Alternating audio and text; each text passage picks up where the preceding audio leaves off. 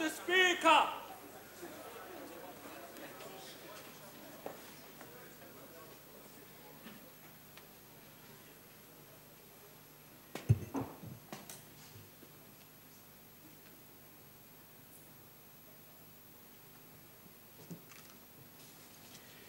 There will now be an opportunity for silent prayer or meditation.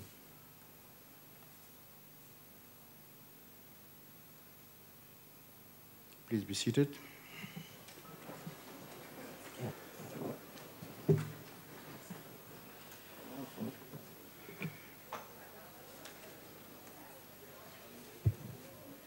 We come to notices of motion. Does any member wish to give notice of a motion? Honourable Member. Thank you, Mr. Speaker. I hereby move on behalf of the Democratic Alliance that this House debates the involvement and investment of the ANC's investment wing Chancellor House in Hitachi Power SA and its impact on the current South African power crisis. Noted. Does any other member wish to give notice of a motion? Thank you, Speaker. Go ahead, ma'am. You have the floor. Thank you, Speaker. I move on behalf of the ANC that its next sitting, the House debates continuing and strengthening the fight against all forms of discrimination which are threats to social cohesion and national building. I thank you. Thank you. Noted. Does any other member wish to give notice of a motion? Right at the back, Honourable Member. Thank you, Speaker. I hereby move on behalf of the Democratic Alliance that this House debates what progress has been made by the PENSELP in promoting and creating conditions for the development and use of sign language in South Africa. I thank you. Yeah. Noted. Does any other member wish to give notice of a motion? Yes, Honourable Member, you have the floor. You have the floor, ma'am. Okay. One of you. Thank you, Speaker. I move on behalf of the ANC that in its next sitting, the House debates internship as an integral part of job creation. I thank you. Noted. Does any other member wish to give notice of a motion? Honourable Member, you have the floor. Mr. Speaker, I hereby move on behalf of the Democratic Alliance that this House debates the desirability of a central tender board as announced by the President during his recent State of the Nation address. Noted. Does any other member wish to give notice of... Yes, Honourable Member, you now have the floor. Thank you, Speaker. I move on behalf of the ANC that in the next sitting, the House debate improving health and safety condition in South African mines. Thank you. Noted. Does any other member wish to give notice of a motion? Yes, Honourable Member at the back. Thank you, Honourable Speaker. I move on behalf of the ANC that in its next sitting, the House debate transport infrastructure as an important determinant of economic growth, job creation and poverty reduction. Thank you. Noted. Does any other member wish to give notice of a motion? Yes, Honourable Member at the back. Proceed, Honourable Member. I recognize you. Thank you, Speaker. I move on behalf of the ANC that in its next sitting, the House debates continuing and strengthening the fight against all forms of discrimination which are threats to social cohesion and national building. Thank you. Noted. Does any other member wish to give notice of a motion? Right at the back, Honourable Member, you have the floor. Thank you, Speaker. I move on behalf of the ANC that in its next sitting, the House debates the importance of engaging traditional and religious leaders in the eradication of poverty and underdevelopment in their areas. Thank you. Noted. Does any other member wish to give notice of a motion? No, that doesn't appear to be the case. We then move on. We now come to motions without notice. Are there any motions without notice? The Deputy Chief Whip of the Majority Party. Thank you, Honourable Speaker. I move without notice that the House notes that the Global Legislatures Forum, GLOBE, is an international organization comprising national parliamentarians from over 70 countries that are committed to finding legislative solutions to the challenges posed by climate change and sustainable development. recalls that Parliament approved in 2012 the establishment of a Globe chapter after being a regular participant in its activities since 2009. Further notes that the second Globe Climate Legislation Summit convened last week in the Senate of the United States of America and World Bank, respectively. We congratulate our House Chairperson, Honorable Froelich, on his election as the newly elected President of the Globe International for a 2-year period. Calls upon the House Chairperson to do us proud in his pivotal position and wishes him the very best for his term of office. I thank you. If there are no objections, I put the motion. No objections. Agreed to. Congratulations, Honorable House Chairperson, although you forgot to inform us, but congratulations nonetheless.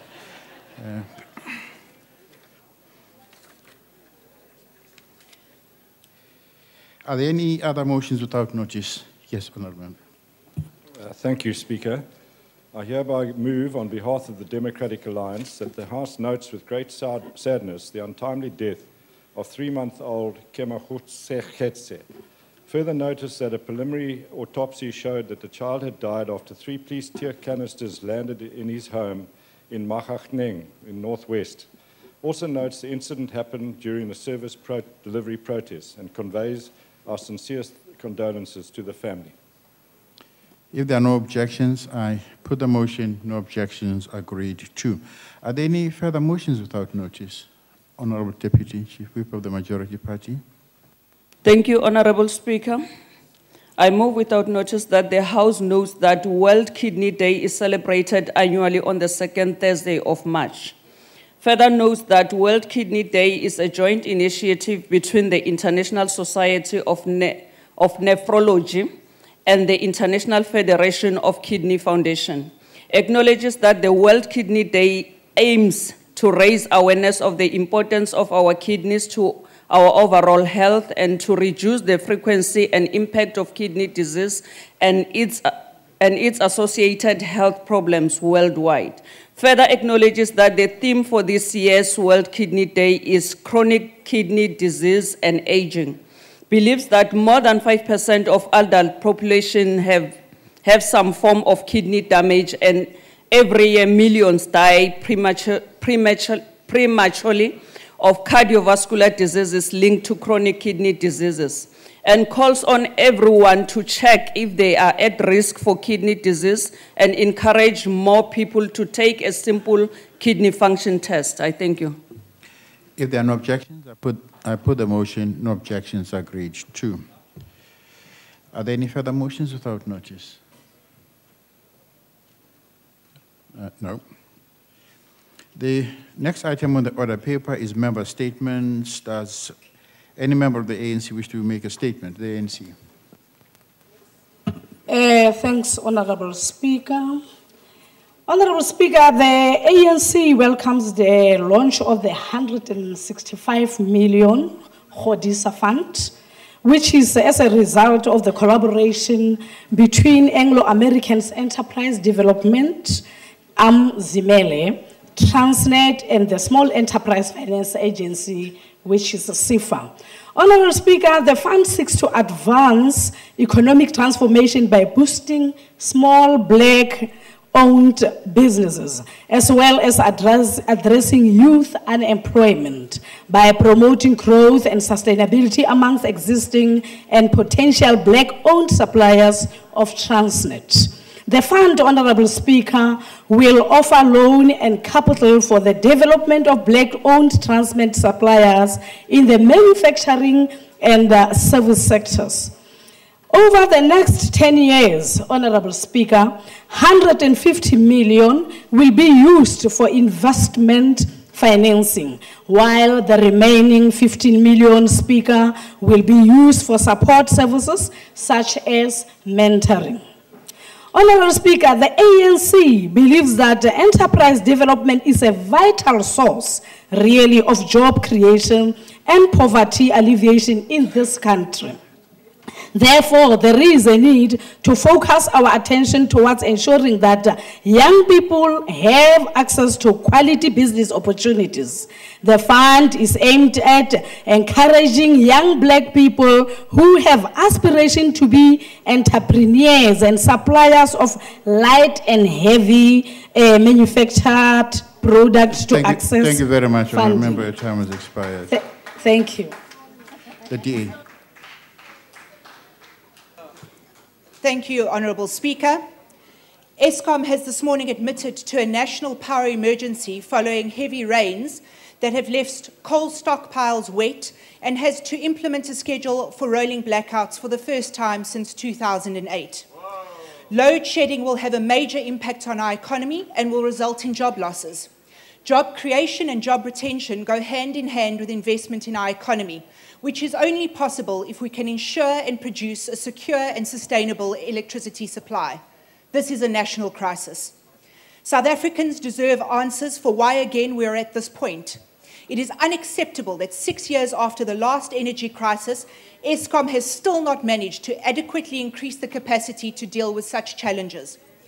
At the heart of the problem are construction delays at the Medupi power station and the ANC-linked Hitachi Africa. The blame for this must be placed at the door of President Zuma's ANC. The ANC have placed personal gains over public service delivery and have failed to ensure competition in the energy market by constantly blocking the important ISMO bill. It is unacceptable that under Jacob Zuma's presidency, South Africa has returned to the same electricity crisis it was in 6 years ago. Cope. Mr. Speaker, unfortunately it's very similar, but it is an important topic. No one will easily forget the impact of the year 2008 had on our country. We had the start of the global recession, we had the resignation of the former President Mbeki, and we had load shedding from Eskom. This morning, South Africans woke up without proper notice from Eskom to a level 3 load shedding warning, the first one we had since 2008. In South Africa, we do have the ability to predict the weather quite correctly. I knew that we were expecting heavy rains in the Maroleng municipality in Limpopo, and we had, and let's think of all of those who were affected by it. Eskom blames this unfortunate state of affairs on the rain and wet coal. This is not the first heavy rains we had since 2008 in those areas. Why did Eskom not taking the necessary precautions? Their failure borders on negligent administration of our energy sources and are letting down this country. The South African public is reacting negatively to it. Eskom failure is fast becoming a trump card in this upcoming election. Is it not the time to ask tough questions and demand proper explanation from Eskom? And we hope that the Minister will deal with them in an appropriate manner. The ANC. ANC. Thank you, Honourable Speaker. The ANC applauds the important announcement made by the State-Owned Entities Communications Association and the State-Owned Enterprises Procurement Forum for the heading the call by the Portfolio Committee on Communications for a minimum of 30% government advertising to be allocated to the community and small commercial media. Honourable Speaker, this commitment is to increase their support for community media will go a long way in ensuring that the community and small commercial media become sustainable and continue to play the critical role of educating and providing information to our communities. The ANC further believes that this decision will enhance the agenda of promoting media diversity that is envisaged in the Constitution Act of 1996 and the MDDA Act of 2002, as it will contribute to the sustainability of community and small commercial media. In so doing, Honourable Speaker, it will ensure sustainable media diversity as well as improving communications with communities, building an informed, mobilized and active South African citizenry, thus making South Africa a better place to live in now than 1994. Thank you, Honourable Speaker. The IFP. Thank you. We move on. The ID.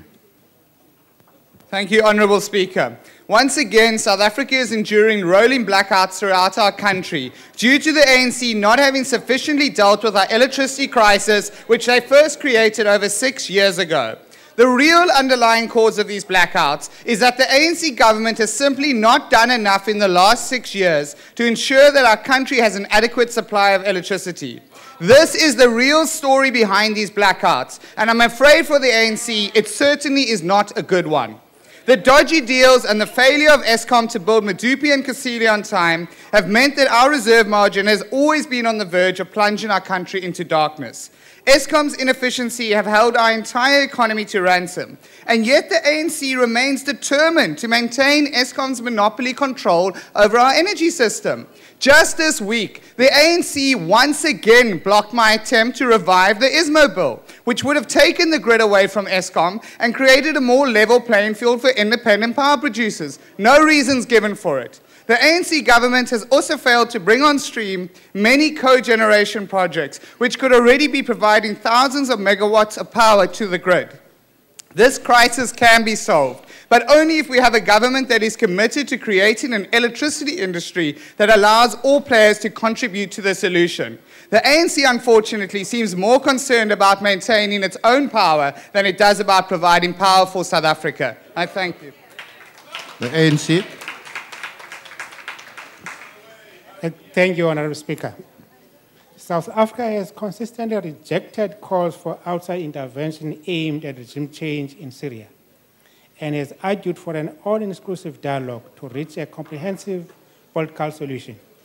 In this context, South Africa has contributed tremendously to the peaceful resolution of the conflict in Syria. During its tenure, South Africa played an active role in the Security Council. President Zuma's intervention at the G20 proved crucial in preventing a consensus among the G20 leaders for military strike against the country, paving the way for the accession of Syria to the Chemical Weapons Convention and agreeing to a process of the removal and destruction of its chemical weapons stockpile.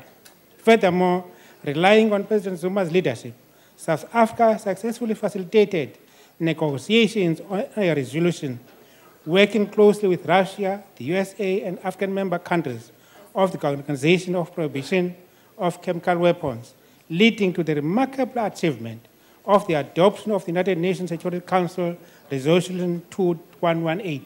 Thank you. The Minority Front. Mr. Speaker, the DA, as the governing party in the Western Cape, has miserably failed the citizens of this province. They come to Parliament bragging about the success they have achieved, claiming it is a good story. What nonsense. The Cape was developed long time ago. The DA should not live on a perception. The great writer Charles Dickens said it brilliantly. Cape Town is a tale of two cities.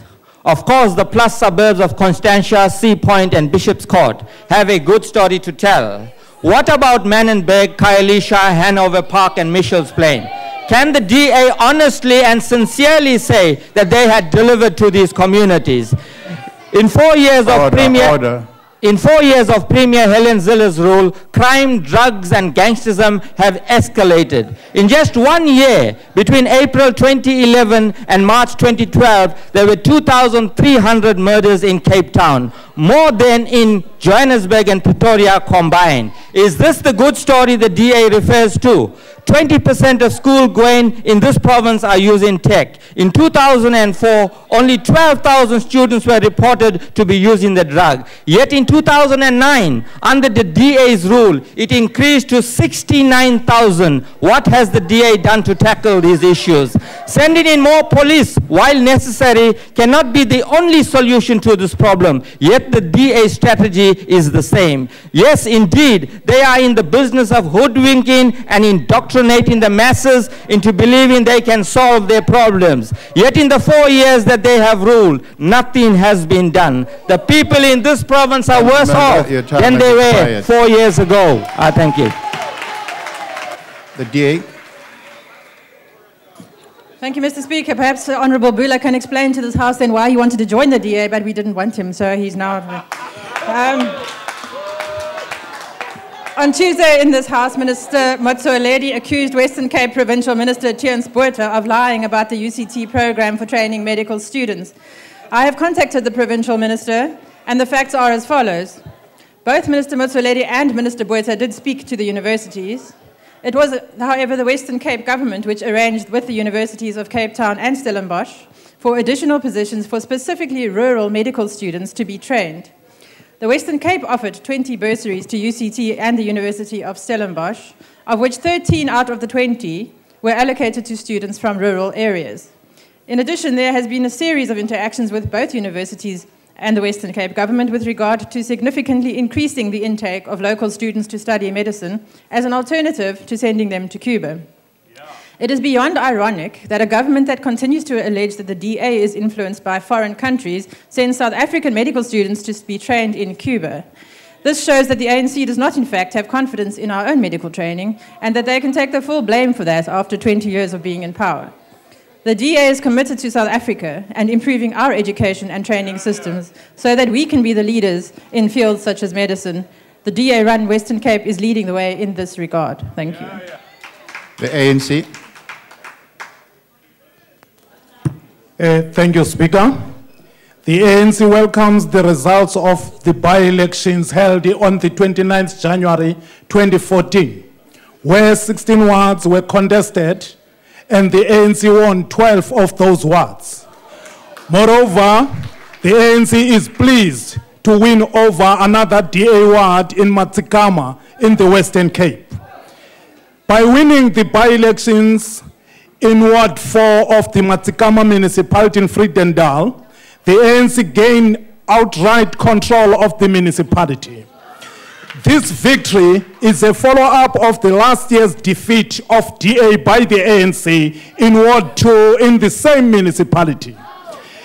Mr. Speaker, this victory attests to the fact that the ANC is on track in reconnecting and regaining the trust of the voters, as well as it reaffirms the strides the ANC is making in realizing its vision to win back the Western Cape. Furthermore, the ANC is also making inroads and is gaining more public support in the Western Cape. And an indication that the ANC is ready to win back the province in the coming 2014 national and provincial general election. Mr. Speaker, working together as the ANC, we will win back the Western Cape. Thank you. The IFP. Move on. Cope.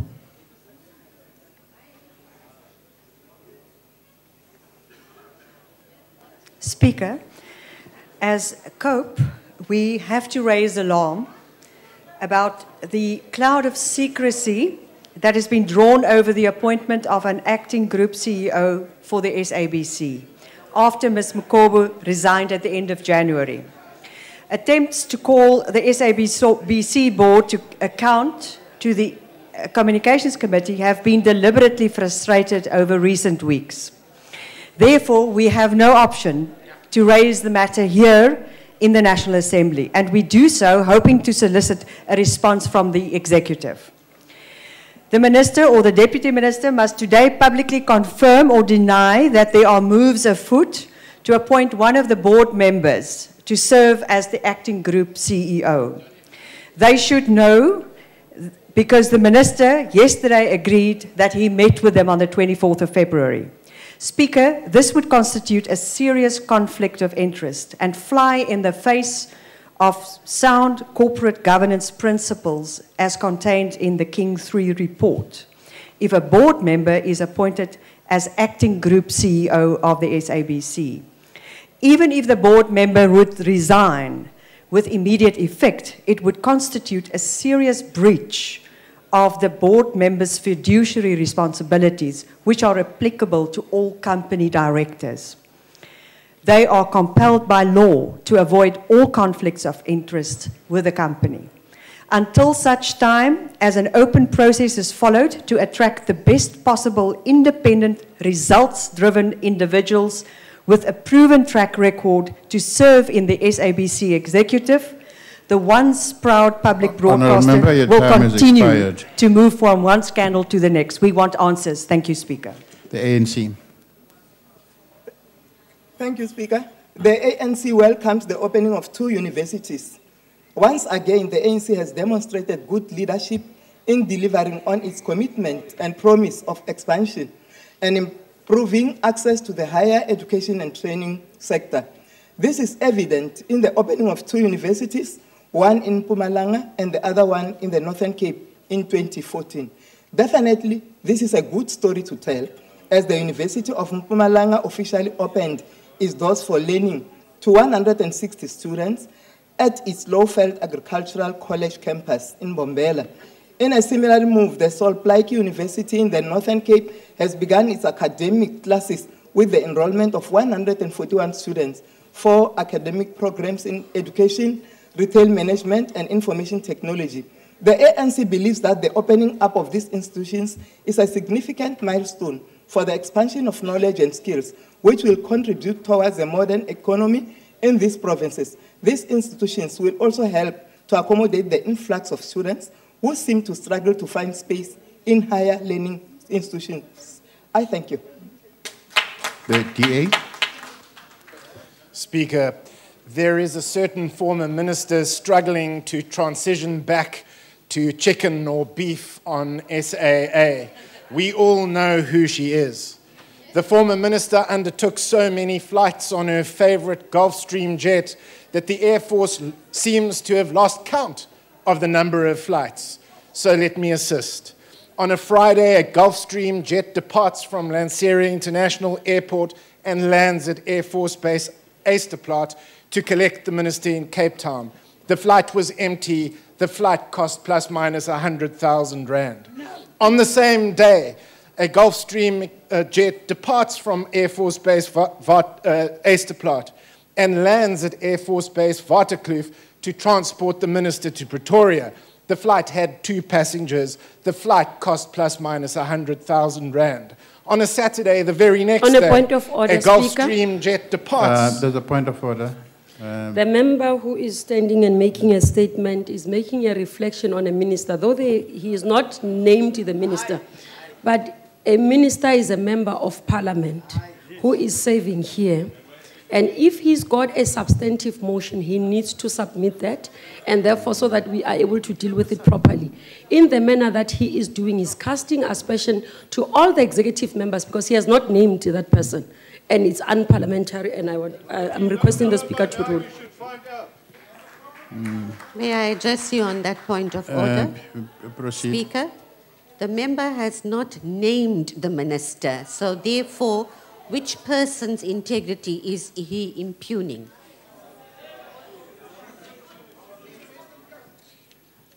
Well, that's exactly what the honourable member is saying, that by not naming the minister, you are casting aspersions on all the ministers present here. And that is a problem. Yeah, proceed. Speaker, may I address you? The member is making a statement, not a substantive motion. And in a statement, the member is entitled to express themselves on any matter. Thank you. Honourable member, on any as you know, honourable member, allegations of improper conduct must be made by way of a substantive motion. Those are the rules. Yes, Chief Whip? I was agreeing with that, and I'm saying stop that member because he's trying to take a chance. Sir, may I address you? The member is not Honourable member, I've already said allegations of improper conduct must be made by way of a substantive motion. Those are the rules. He's not making any allegations of improper conduct. Order, members. Order, order, order. He is order. quoting from a reply to a question and giving exact details as was in the question reply. Speaker, not on talking a point about of order. improper conduct. Honourable Speaker, may I address you? Yes, honourable member. I would like to appeal to the Deputy Chief Whip of the DA, because in terms of the rule, when the Speaker or the presiding officer has made a ruling, there are processes to challenge that ruling. There is a ruling that the Speaker has made, and if the Deputy Chief Whip of DA is not happy with it, she knows which process to follow. She shouldn't be arguing with the presiding officer. That's really bringing the House into disrepute. Yeah. Member Pando. Mr. Speaker. Member, you are not Pando. There's Honorable Pando. At least not yet. Proceed on. I can assure you, Speaker, nor will he ever be.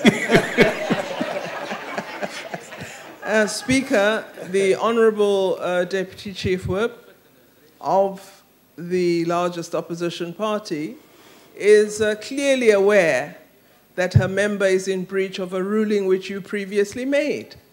On the very same matter, the Honourable Member, Mania, thought by saying a certain minister, her former this, that and the other, that by that trick he avoids the breach of the rules. But he doesn't, because he's doing exactly what he attempted to do last week, naming a serving minister. And I believe you had ruled on the matter, and we should not disrespect the House and our own rules by behaving in that manner. Thank you, Speaker. Thank you very much. I have made a ruling on the matter. Speaker, please. Yes. Speaker, if I may. Yes, proceed. The honourable member is not making any allegations against the minister. He's simply reiterating what's in a parliamentary reply. What is wrong with that? There's nothing wrong with it. There's no rule is being broken or breached. Order, members, order. And I'd like you to look at the rules. I have. Take your seat, on member. Yes, Honourable Jeffries. Speaker, no, my question just is, you've made a ruling, as other members have said. I don't understand why the Democratic Alliance can't abide by that ruling, or do they think they're superior to that?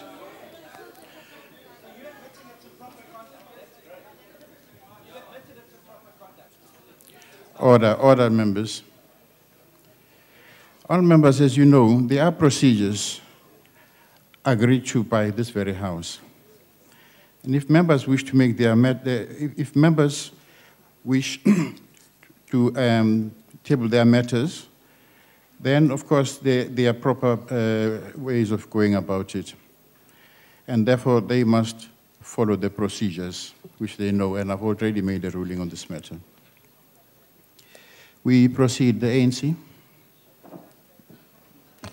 The ANC welcomed the Northwest provincial government's intervention in helping the Bray cooperative to achieve sustainability and be productive.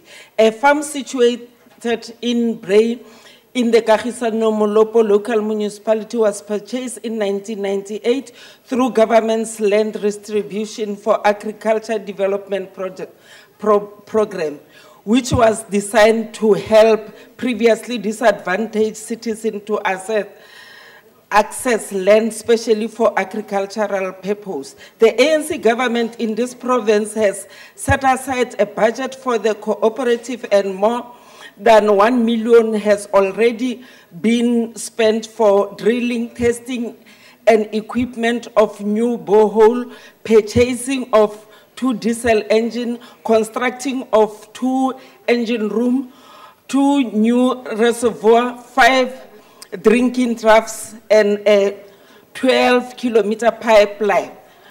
Furthermore, it is expected to hand over water reticulation infrastructure, fencing, and 100 goats valued at 1.3 million to Bray Cooperative. This provision of goats to this cooperative is to improve livestock production in this area and to generate sustainable income for 74 beneficiaries comprising 34 men, 16 women, 24 youth in order to uplift their living standard. The ANC believes that this... Remember, your time has expired. Thank you.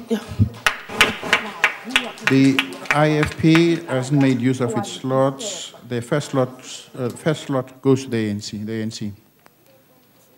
Thank you, Speaker. The ANC condemns the conduct of DA in the Western Cape in its handling of the education crisis in Mitchell's Plain, where it is alleged that nearly more than 5 weeks into the school year, hundreds of school children have not yet been placed in Mitchell's Plain schools, thus denying them the right to basic education. This is a cross purpose to what they claim in their education policy, which stipulates that every child has an opportunity to learn in a safe, supportive environment. Instead, the DA Western Cape government is failing our children and denying them the right to education, especially the grade 1 learners. Unlike the DA, the ANC has always maintained that education is our priority and should be handled as such. The ANC thus call on the Minister of Basic Education to intervene in the crisis and help resolve this dire situation. Working together, we shall move South Africa forward. The second IFP slot goes to the DA. Mr. Speaker, the DA calls on the ANC Secretary General to release the list of the election candidates and specifically the list of ANC Premier candidates. With only 62 days to go before the election, we still don't know who the ANC is asking South Africa to vote for. The apprehension among members of the ANC here in Parliament is clear. No one knows their fate. But the question we all have to ask is, why is the ANC dragging its feet? Is the reason perhaps for the delay internal party divisions, or is it pure embarrassment at the caliber of their candidates? Can South Africa expect another Free State Premier who will spend 342 million rands of taxpayers' money on a website?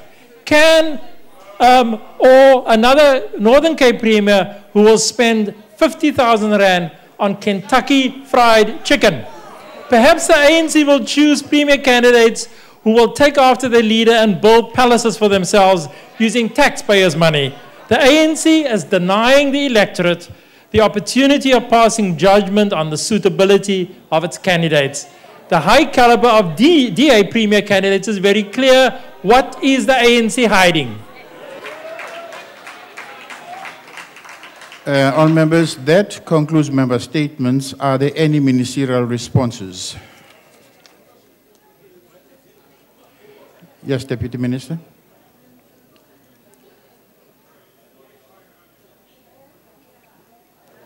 Thank you, Speaker. I just want to respond to Honorable Killian on the issue with regards to SABC GCEO resignation and the filling, therefore, of the vacancy. Umhlonipheki ndiyathemba ukuthi busimamele kahle ku portfolio committee xa besichaza into yokuba lo process yeye board ayo ye ministry. Njengoba besithu into yoba sizawudibana ne board sidibene nayo sanazisa futhi nani kunye nelizwe gabalala into yokuba i-board ikwi-process yoqinisekisa into yoba kuzawuadvertayizwa i-post so that ifilishwe urgently, and okwesibini baza kusithumelela abantu amasikhethe kubo abazawu-acta kula position. Umthetho ke lo uthetha ngawo into yokuba nokokuba bazawukhetha ebhodini okanye bazawukhetha phi into esiyaziyo esikhathalele kakhulu. Yiloo nto sesiyaqiniseka uba masifumane legal opinion. Xa sele siyifumene ke ingxelo ne-report ku-SABC sathatha isigqibo siza kunazisa, sicela nilinde ngenyameko. Ndiyabulela. Deputy Minister, International Relations, you have the floor, sir.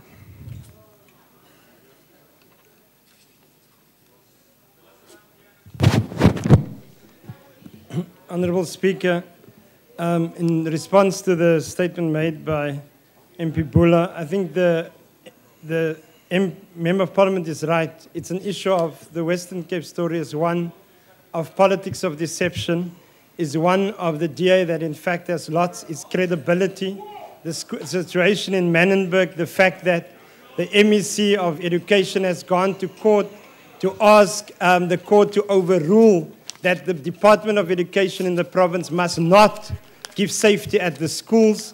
It shows that credibility problem, and we did say it will be, if any child die in Menenberg, it definitely at the school, because of gangsterism, that will definitely be laid at the hands of the Premier that has decided to go to court in that process.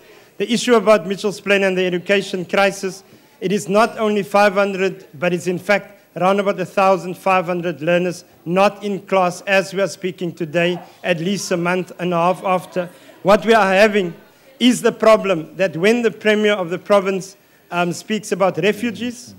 We've seen a spike of racism in the Colorado area by the sub-council leadership in the metropolitan, and we in fact are saying that shows again the Swart Gevaar tactic coming out in its most brutal form. What it will be, it will in fact lead to a very serious problem within the people of Colorado and the informal settlement, and those are issues that we will be addressing. Minister Oliphant. Order, members, order. Ngiyabonga Somlomo. Somlomo ngizophendula kuma statements amabili. Ikakhulukazi ngokunqoba kwe-ANC uWard 4 eMatsikama ukuthi siwukhongolose soqinisekisa ukuthi abantu abahlala endaweni zasemakhaya ikakhulukazi emaplazini bazowazi amalungelo abo. Njengoba kwenzekile kukhona enye political party ebicinga ukuba abantu basemaplazini angeke bakwazi ukuvotela ukhongolose. Ikakhulukazi ngokuthi bakhulume nosomaplaza ukuthi bangabavumeli noma bangabavuleli amasango ukuthi bayovota kodwa behlulekile. Okwesibili ke Somlomo, istatement esikamhloniswa uJames ukuthi ANC ayikhiphe ilist yayo. I-ANC ine process yokunominate abantu aba-interviewer by a private group okuyona decide ukuthi obani kufanele babe ama-members eParliament. I-ANC imela abantu baseMzansi Afrika. And okwesibili, i-ANC angeke ithatha abanye abantu kuma-political parties kubezomelela ukuthi baba ma-premiers. I-ANC izothatha abantu ngaphakathi kwi-ANC ukuthi baba ma-candidate as premiers. And therefore, siyafisa ukuthi nabo balandele bamelele abantu, not indlazana elenza ama-interviews. Thank you, Speaker. Honorable Minister Pando. Minister Pando. Minister of Health. Honorable Mtswaledi. Thank you, Chairperson. Chairperson, on this issue of Cuba, UCT, Western Cape, I was trying to be nice, but I think you are becoming silly, very silly indeed. And if you want me to become silly, I'll join you.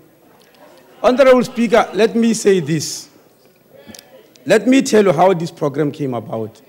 In 2010, Professor Marilyn Foster, who was then the Deputy Dean of Vets Medical School, approached me and said, Minister, if you can give us extra money, we'll be able to take students who would not have otherwise not admitted in university because they come from poor backgrounds.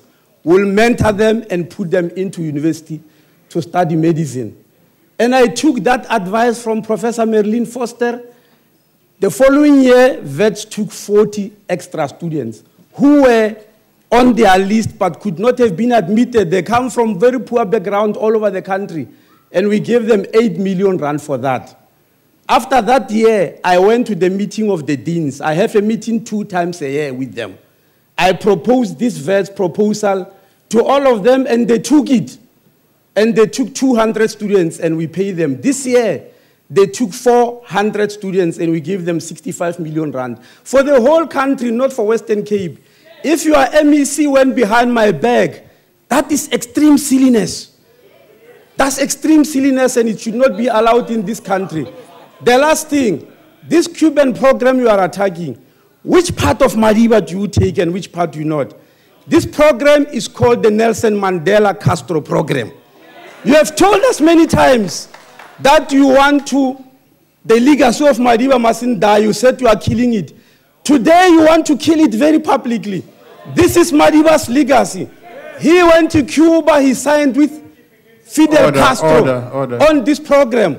And every time you say Madiba, Madiba, Madiba, but you choose what Madiba is all about. This is his program. There is no way we are going to allow his legacy to die. because we are the true members of ANC to which Madiba belong. You are pretenders. That's why you choose what you want about Madiba and what is that which you don't want. Dr. Nkosana Dlamini Zuma took professors here to Cuba to evaluate this program. Even now, every year, I just met the Cuban ambassador last week. Every year, academics from this country, led by Professor Variava, they go to Cuba. Point of order, please.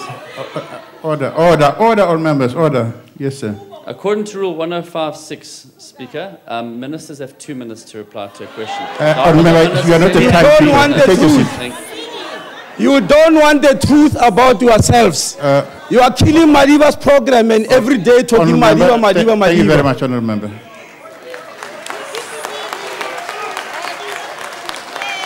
Honourable Minister Gigaba. Thank you, Honourable Speaker.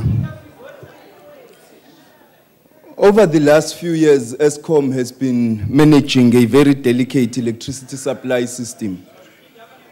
We have undertaken regular communication with the people of South Africa to brief them about the state of the system, particularly the demand-supply balance. In light of the above, ESCOM declared a power emergency at 6 o'clock this morning, and at 8 a.m., they indicated that rotational load shedding will be implemented, and the reasons for the declaration are as follows. First, over the last week, ESCOM depleted its dry coal stockpiles at some power stations due to the rainy weather conditions. This contributed to severe system constraints due to lower power output as a result of wet and poor quality coal. Secondly, last night ESCOM lost 3 units at Kendal Power Station in Mpumalanga, as well as they had to reduce output at other power stations, particularly Duva, because of a conveyor belt which is being constructed following a fire in December 2013. In addition, dam levels are low at Drakensberg and the Palmit Pumped Storage power stations. These plants act as reserves during peak plants, and due to the constraints, they were used beyond the peak times, hence the low reserves at the dams. This was exacerbated by the loss of imports via Zimbabwe Electricity Supply Authority, the Zimbabwean electricity utility. After all reserves were used and after a reduction by key industrial customers at 8 o'clock this morning, an additional reduction in demand of about 3,000 megawatts was needed to balance the electricity system. To make provision for the shortfall of 3,000 megawatts, ESCOM's emergency protocol required that all customers, including ESCOM and the municipalities, must reduce their demand by 20% through rotational load shedding. It is anticipated that the emergency will continue until after the evening peak tonight, and we will continue to manage the system. Thank you. Thank you.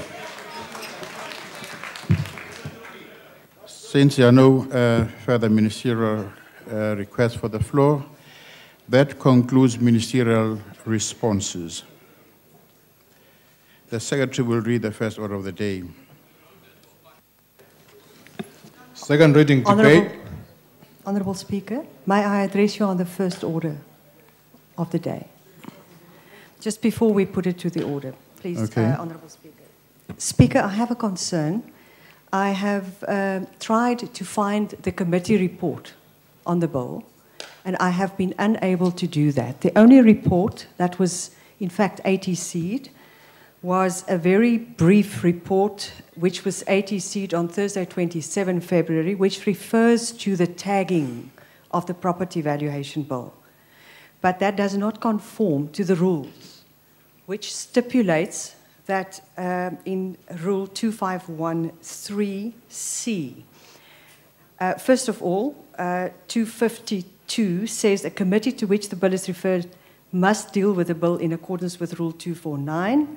Committee must then table a report, and the report must state the JTM classification, which this one states, And then 2 says must state it recommends approval or rejection of the bill, etc., and then must specify each amendment, if an amended bill other than a redraft of a bill, etc., etc. Now, from what I could find, we have amendments, but there is no report which is detailing what type of amendments and what were accepted and what were rejected, etc. So clearly, we are going to move to a second reading debate without a proper report in compliance with Rule 2513.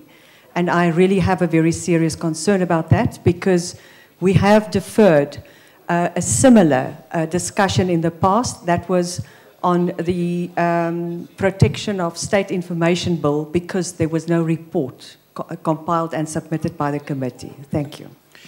Thank you very much. Speaker, may I address you on the same point? Yes, please, ma'am. The remuneration bill debate which was scheduled for today, had to be moved to next week, and the explanation offered in the Chief Whip's forum is that the report was not ATC'd. So a precedent has been already set that if the report is not in the ATC, the debate cannot proceed. So I ask you to rule on this, please. Thank you, Honourable Member. What gets onto the program is not what the Chief Whip's Forum decides on, it's what the program committee decides. There are two bodies here. That's, I think, get that straight. Secondly, Honourable Killion, what you're referring to is the report of the committee. And what we're doing here is that we are having the debate, and we think the debate must continue. That shouldn't stop the debate continuing, or starting in this case. Chief Whip, any comments on this matter? That we go ahead with the debate. Speaker? Yes, Honourable Member. We don't have a problem. We can continue with the debate. But a report is outstanding, and I don't know how we could actually have a debate without the report so that we can have the details of what is before the House. So I will give a ruling in due course on that matter. I will come back and give a ruling, but I would like the debate to continue. I start with the Honourable Minister of Rural Development. Oh yeah, please do read that one again. So sorry. Second reading debate, property valuation bill. I now recognize the Honourable Minister.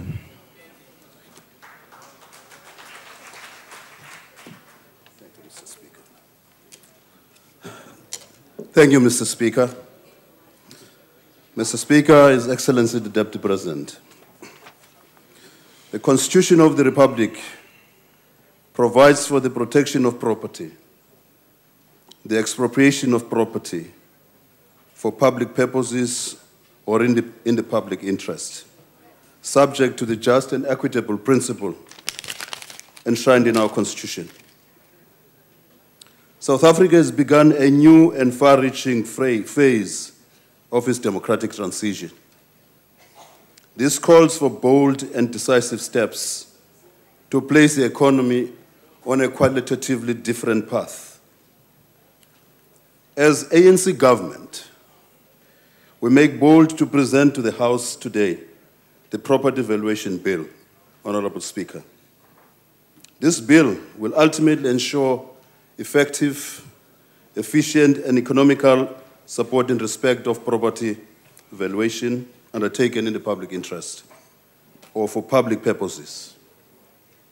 Mr. Speaker, sir, this is a transformative bill which will move South Africa, the ANC's economic transformation agenda forward. The bill introduces the Office of the Valuer General, an autonomous statutory body which will be accountable to the Minister. It will be responsible for the valuation of all properties identified for purposes of land reform, having regard to an equitable balance between the public interest and the interests of those affected by the acquisition, taking into consideration all relevant circumstances such as the following: current use of the property, history of the acquisition and use of the property, market value of the property, extent of the direct state involvement and subsidy in the acquisition and beneficial capital improvements of the property, and purpose of the acquisition. For the first time, Honorable Speaker, these constitutionally entrenched considerations will be embedded in our valuation system and will form the basis for value determinations in respect of land reform-related acquisitions. With the passing of this bill into law, government will no longer be subjected to the willing seller, willing buyer model when acquiring land in the public interest or for public purposes. The bill provides for voluntary valuation services to other departments and public entities and provides for the setting of criteria, procedures, and monitoring of valuations. It is our firm belief, Honorable Speaker, that the setting of such valuation criteria, procedures, and monitoring of valuation practices will soon translate into a tangible body of evidence, informing our land acquisition processes now and into the future, thus ensuring constitutionality of such practices. Mr. Speaker, we are moving South Africa forward. Despite the screams and shouts of resistance from representatives of the landed class, domestically and internationally in this House. I thank you very much. I thank the Honorable Minister, and now we invite Honorable Tibedi to the floor.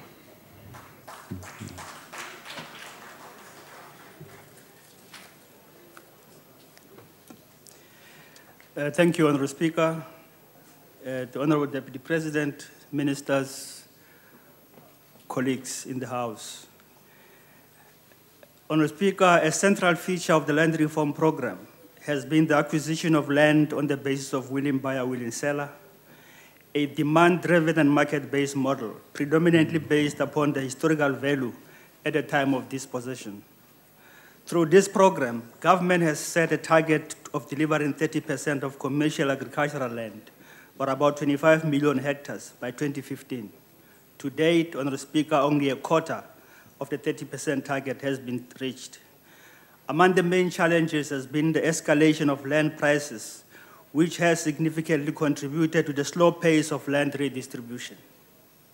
This has raised questions about the efficacy of the market-based land reform system and government's ability to participate therein without influencing the market and thus land prices.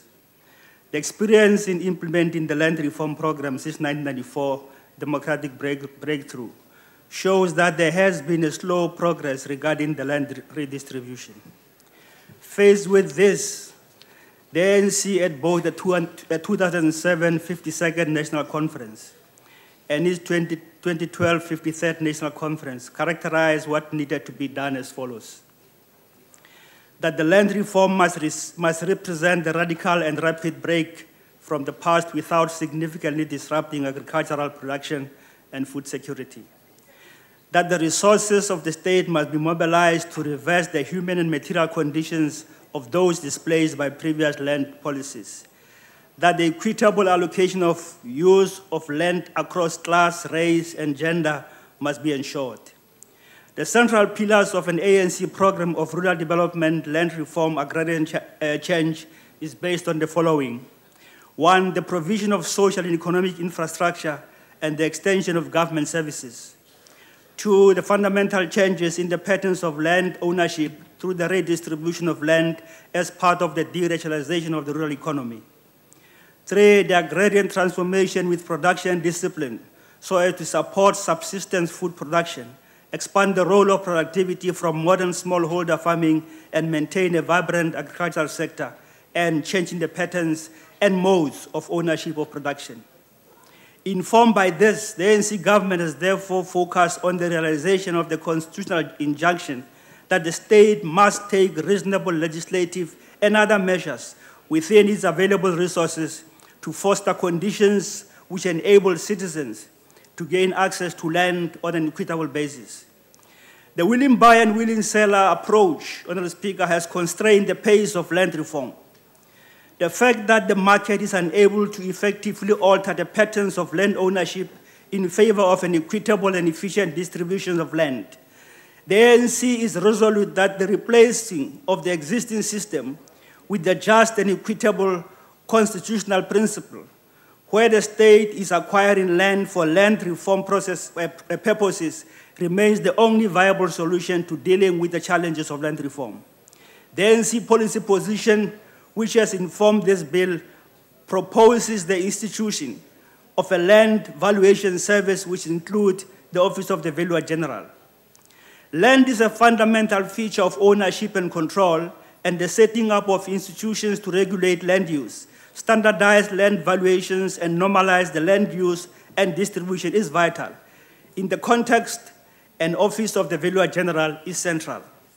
What is the problem statement that this bill has to address? First, the country lacks a comprehensive and reliable collated set of property values, which in itself raises very serious questions of overpricing.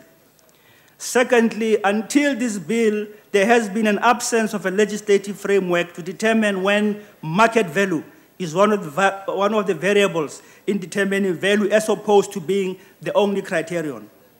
Thirdly, there has been a history of conflict of interest and malpractices. And fourthly, the approach of valuation has been ahistorical and mechanical. The bill, therefore, is addressing this problem statement. In addressing this problem statement, provides for a framework for a fair and consistent land values. It provides for determining financial compensation in cases of land expropriation. And it set norms and standards and guidelines to validate the integrity of valuation data. In the context of land restitution, this bill is essential. In order to deal with the challenges outlined, new legislation was required to give effect to the provisions of the Constitution and provide for land reform and land restitution, and to facilitate land reform and land restitution through the valuation of property. The Property Valuation Bill was developed to meet these challenges. The bill provides for the establishment, functions, and powers of the Office of the Valuer General, which will provide a compulsory valuation service in respect of property that has been identified for land reform, as well as voluntary valuation service to departments for the acquisition or disposal of property. The Office of the Valuer General will also play a major role in providing a regulatory service which will entail the setting of criteria and procedure for valuations, as well as the monitoring of valuations to ensure compliance. What is clear is that we cannot continue with a situation where the price of land is artificially set at a very high level, taking advantage of government's efforts of redistributing land. The African National Congress seeks, in the pursuit of agrarian transformation, to avoid redistribution and restitution that do not generate forms of farming with aggregate net benefits in terms of livelihoods, employment, and incomes. For the ANC, a clear purpose of both redistribution and restitution will be to continue offer the landless the best prospects of access to land for productive use in order to improve their income and quality of life. Let me now turn to what is likely to be said by particular political parties in this debate. The notion from these parties will be on constitutional issues, and they will even make threats of what they intend to do. Section 25 of the Constitution entails that no one may be deprived of property except in terms of law of general application, and no law may permit arbitrary deprivation of property. On constitutional legal advice, this clause cannot impede the state from taking legislative and other measures to achieve land, water, and related reform in order to redress the injustices of the past, provided that any departure from the provision of this section is in accordance of Section 36(1) of the said Constitution, which states that the Bill of Rights may be limited only in terms of law of general application to the extent that the limitation is reasonable and justifiable in an open democracy, in an open and democratic society based on human dignity, equality, and freedom.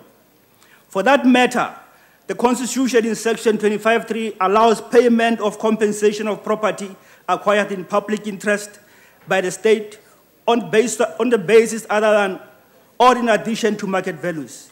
It does not give market value any priority over other factors, nor does it or imply that it must be the entry point for the calculation of compensation. Let us ensure that we ground our arguments on what the bill, as an expression of policy, ensures from us and not what our subjective motions may desire.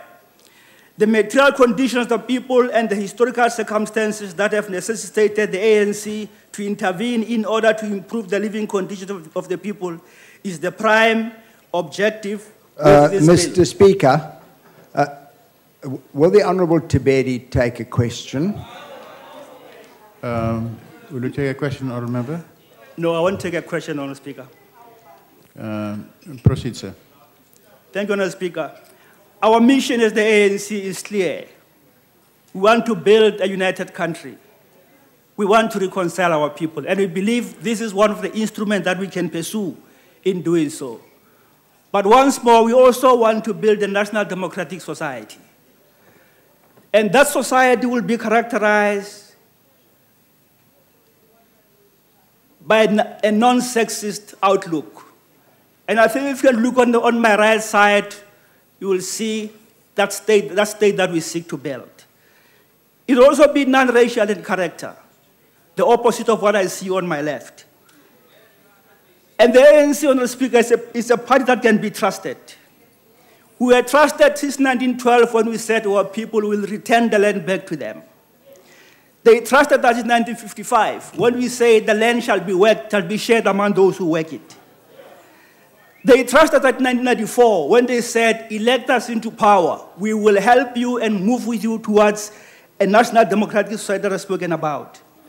They trusted that in 1996 when we adopted the Constitution.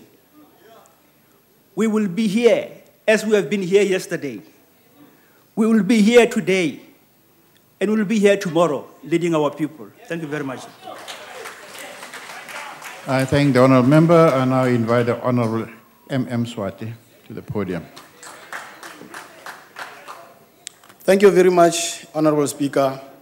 The Property Evaluation Bill aims to create Office of the Valuer General, which will value properties earmarked for land reform purposes or any other acquisition or disposal of land by a department. Land earmarked for reform will be valued on a just and equitable basis, will almost certainly be below the market value. This is regrettable. The bill is the first step towards the scrapping of the accepted willing buyer, willing seller principle. And the DA views this as unnecessary, given that it is yet to be conclusively established that the policy is the root cause for slow pace of land reform. We see this as inefficiency of the department, as well as corruption and the collusion between land commission officials and some landowners as the primary cause for slow land reform. The bill's definition and criteria are too broad and may be prone to manipulation and abuse, and may well weaken the relationship between government and private sector. South Africa needs experienced and skilled farmers to mentor new emerging farmers. Speaker, the Banking Council of South Africa cautioned against placing the Office of the Valuer General under undoubtedly biased Department of Rural Development and Land Reform.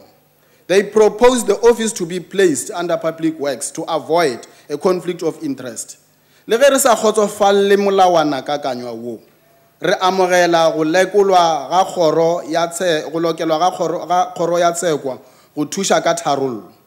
DA e dumela gore molawana ka kanywa wo o tlo tlhola dikgohlano le molaotheo wa naga go molawana wa tshireletso ya thoto tša batho. Karolwana ya 25 molawana wa ya boraro ya tlhatswa matsogo. DA amogela diphetogo tšeo di dirilwego ge go lekolwa molawana wo go ya ka tshepedišo ya palamente. Go fetotšwe motlatša molekodi kakaretšo go ba molaodi mogolo wa tshepedišo. Go tsentšwe nako ya kgwedi tše tshelelago gore balekodi ba fe mong naga dipoelo ntle le ge go na le seo ba se nyakišišago. Re le ba DA rata go bona mošomo wa balekodi o sepela ka tshwanelo, DA e dumela gore maAfrika Borwa a rata naga ya bona gomme ba rata go bona tšwelopele. Re rata go laetša taba ya gore re rata go bona ikonomi ya rena jwale ka DA e tšwelela ko pele e sa senye ke dikgotlhano tše di leng magareng ga rena le beng ba naga.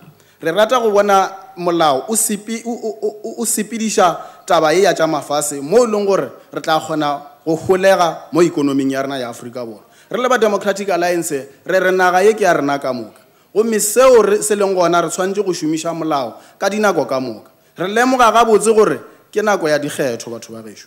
Ge dikgetho di fitlhile go tšwelela melawana ye mentši ye e leng gore e tlo ga kantšha setšhaba sa borena. E fela setšhaba sa borena se a tseba gore mengwaga e 20 ANC le ka mo gare ga pušo ga ya ka ya ba fa naga ya bona. Jwale re kgopela maAfrika Borwa gore Democratic Alliance e gona tšeo di diragalang gona jwalo le se di lebelele le se di tshepe ka gore e sa le ditshepišo tše ding tše elong di ka se tsoge di phethagetse.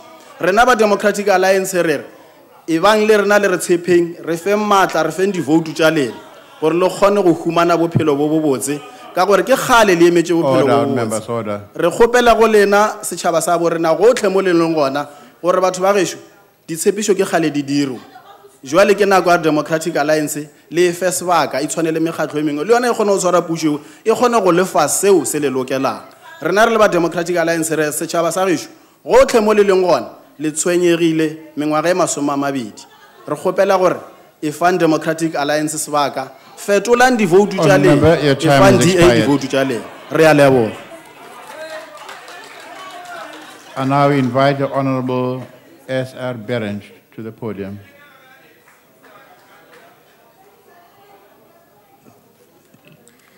Honorable Minister, Speaker, members. The Property Valuation Bill is in essence accelerating transformation and is pro-justice and equity. I quote from the preamble, open quote, whereas the Constitution of the Republic of South Africa, 1996, further stipulates that no provision of Section 25 may impede the state from taking legislative and other measures to achieve land, water, and related reform in order to redress the results of past discriminations. The following are among the challenges that had to be addressed. The demand-driven and market-based model, better known as willing buyer, willing seller, for the acquisition of land was an important characteristic of the land reform program. This mainly based on the historical value at the time that land was dispossessed.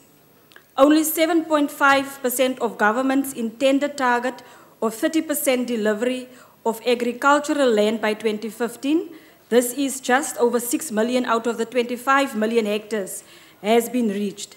Another challenge in land reform was the escalating land prices. It contributed tremendously to the slow pace of land redistribution.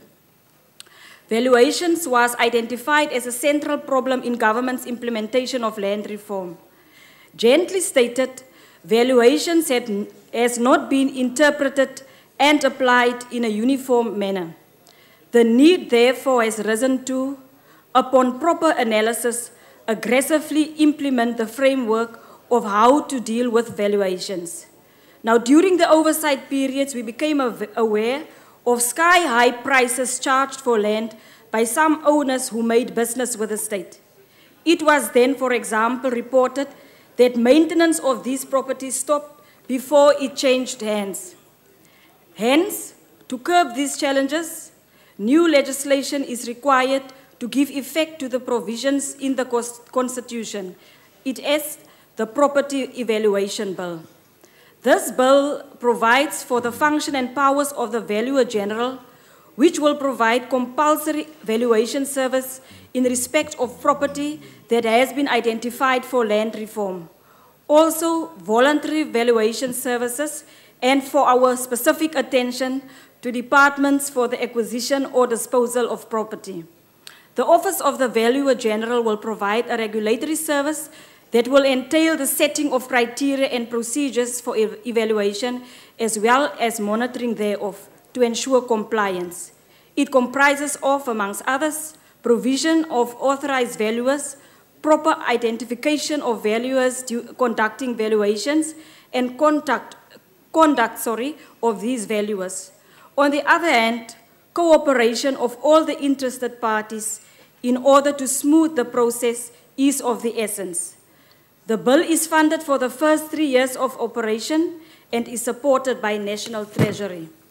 COPE is therefore satisfied that enough checks and balances are built into the structure of this bill to prevent absolute power. The Congress of the People support the bill. I thank you.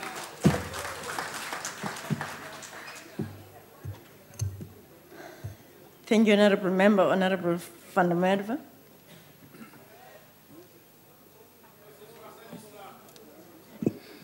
Thank you, Deputy Speaker. This bill revolves around one issue, and that is, what is a fair price? The Valuer General will have an office, but the basic point is, what is a fair price for property that the state wishes to take? And despite what the Honourable Member has said about the Constitution, section this and that, I can predict from today that there will be numerous court cases fighting around what is a fair price. And as an attorney, I look forward to getting many legal work to defend the Minister's law. Thank you, Honourable Member. Honourable Tapane.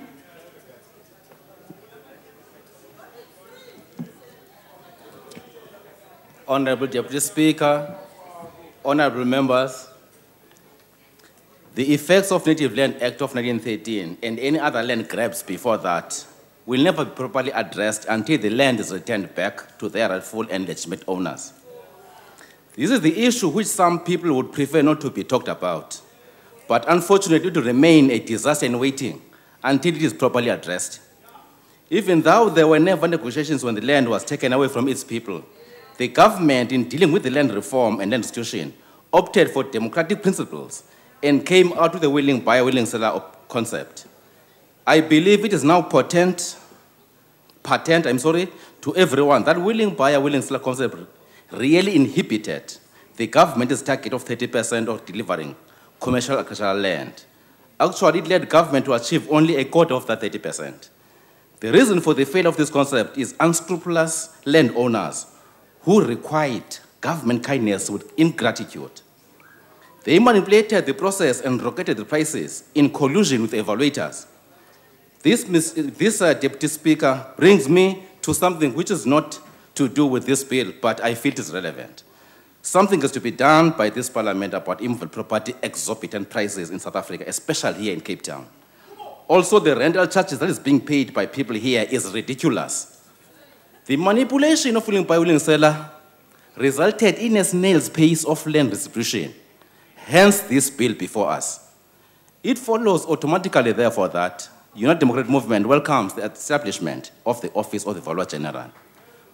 Clause 12, subclause 1A, provides that whenever a property has been identified for purposes of land reform, that property must be valued by the Office of the Valuer General for purposes of determining the value of the property, having regard to the prescribed criteria, procedures, and guidelines.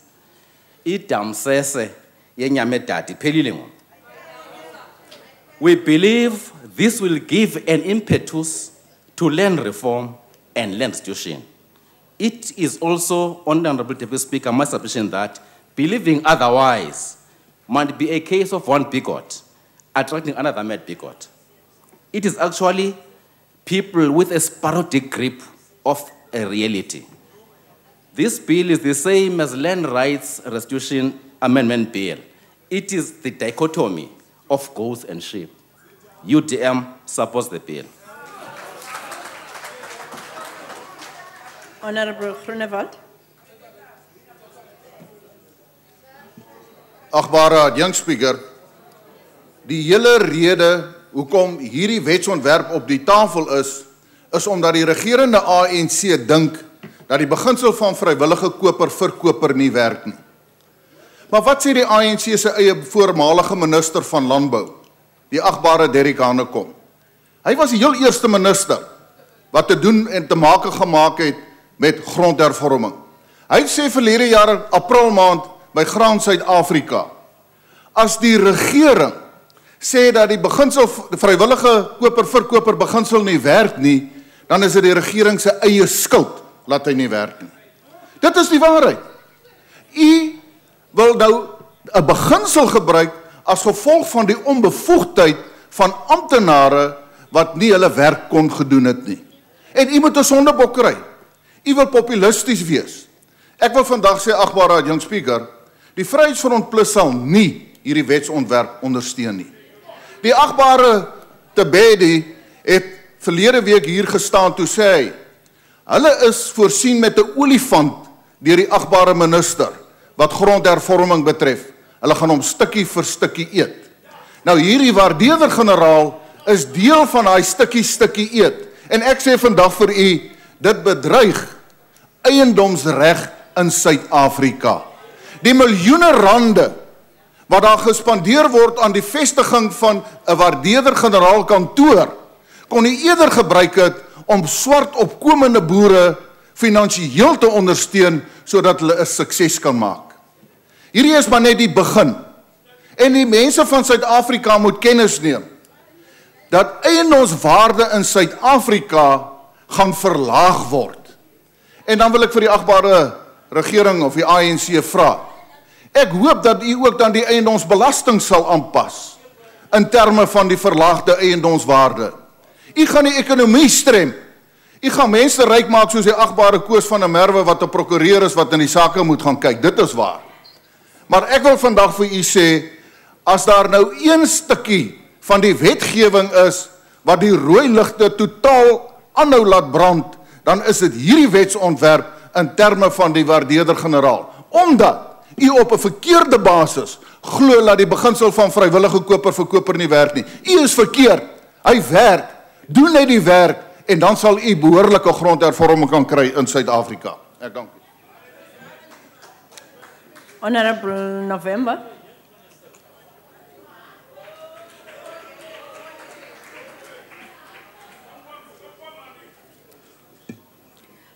Honorable Deputy Speaker, Honorable Deputy President, Ministers, Deputy Ministers, Honorable Members, ladies and gentlemen. Die olifant gaan ons stukkies vir stukkies eet. Die rede daarvoor is dat elkeen moet sy stukkie kry. Honorable Swate, kukho intetho esiXhoseni ithi thenga inyaniso ungathengisi ngayo. Our constitution sets out the legal basis for land reform, particularly in the Bill of Rights. Section 25 puts a patent obligation on the state to carry out land and related reforms and grant specific rights to victims of past discrimination.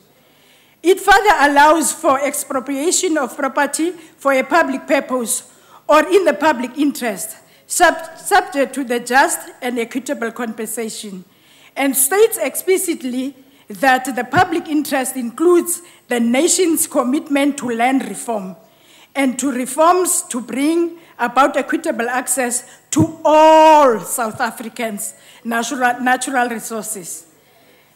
This is the constitution which African National Congress seeks to defend. The policy framework for land reforms was originally set out in the 1997 White Paper on South African policy land. It identified three broad categories of the program of land reform. That is, land restitution, which provides relief for victims of forced dispossession; land holding, a discriminatory program to redress the racial imbalances in land holding; and tenure reform, intended to secure and extend the tenure rights of the victims of past discriminatory practices. Through the Green Paper of the Land Reform published by the Honorable Minister Nkwinti in 2011 and subsequently policy development processes, land development support has been introduced a distinct program to complement the other three components of the program of land reform. The House would probably know that government has delivered 30% of government targets for land redistribution. It is widely acknowledged within and outside government that the pace of land redistribution has been slow. Among the many contribution factors was the willing buyer, willing seller approach to the acquisition of land. I have looked at the ANC policy documents, and as a ruling party, the concept of willing buyer, willing seller was entirely absent from the Freedom Charter, which advocated for the distribution of land among those who worked it, along the lines of land to the tiller model. I have also looked at the ANC's ready-to-government policy statement of 1992. The willing buyer, willing seller approach was also entirely absent. It appears that the willing buyer, willing seller concept crept into the discourse on land reform gradually between 1993 and 96, such that by the time the white paper on South Africa land policy was adopted, it had become a cornerstone of policy. Hence, we speak of the market-based land reform. Honorable members, I would strongly argue that the willing buyer, willing seller approach was not dictated by our Constitution. The Constitution makes explicit provision for expropriation for purpose of land reform and for compensation at below market prices.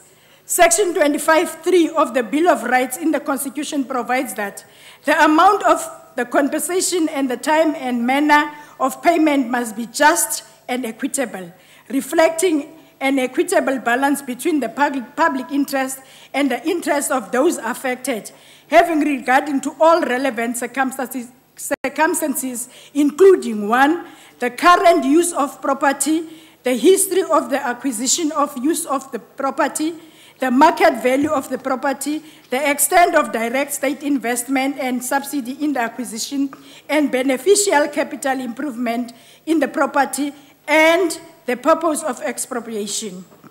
Within these policy constraints, the ANC-led government managed to ensure land redistribution. As the ANC, we have already said that this is not the pace that we would have liked. We need to accelerate transformation of property and power relations in the countryside. Notwithstanding the challenges of land redistribution, we celebrate the achievements made by the government. Over 7 million hectares of land have been redistributed to the communities through the program of land reform. In addition, the recapitalization and land reform program is assisting in improving productivity of land reforms farms. We congratulate the Honorable Minister Nkwinti for these achievements.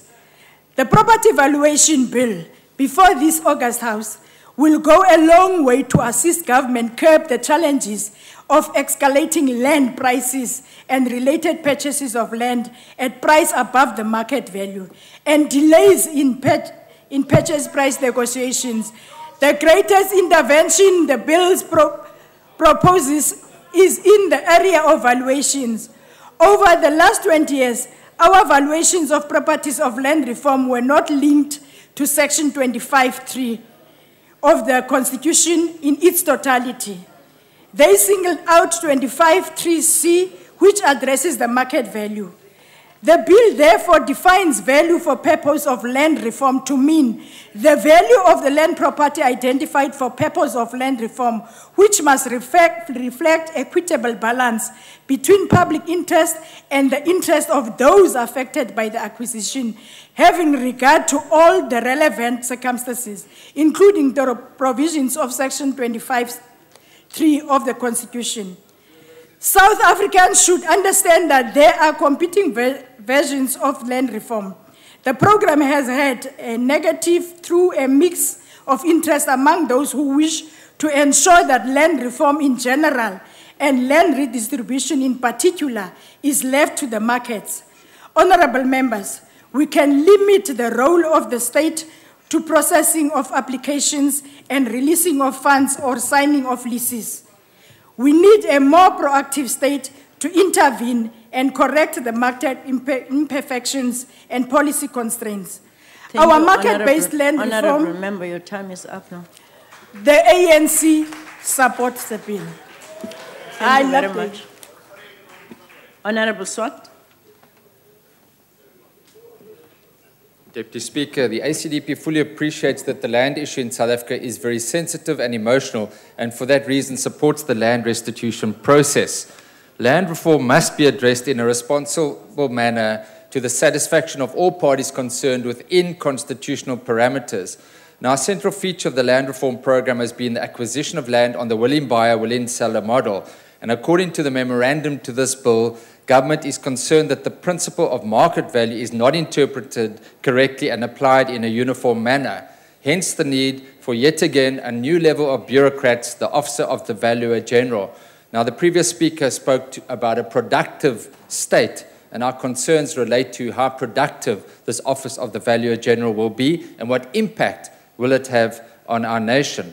The bill gives the Valuer General exclusive power to value property in cases of expropriation, land reform, and other acquisition, such as leasing by the state. And property is broadly defined to include immovable, movable, as well as any right to or in such property. These provisions, of course, must also be read with the expropriation bill and will allow for the expropriation of not only farmland, but also of farm equipment, vehicles, irrigation systems, and livestock at a value to be determined by the Valuer General. Now, members, last week we shared that 90% of the 5.9 million hectares of land purchased by the state for emerging farmers is no longer productive. And this, we said, is a severe indictment of the land reform process. How, the question is, will this bill address that? And Minister, you are on record as saying agricultural sector's production as a proportion of GDP is going down. Land's been given to people and they're not using it. No country can afford that. Those were your words. The ACDP agrees with this. We have to balance land restitution and land reform, understanding the sensitivities about that against property rights, productivity, and food security. And that is the difficult balance we have to strike.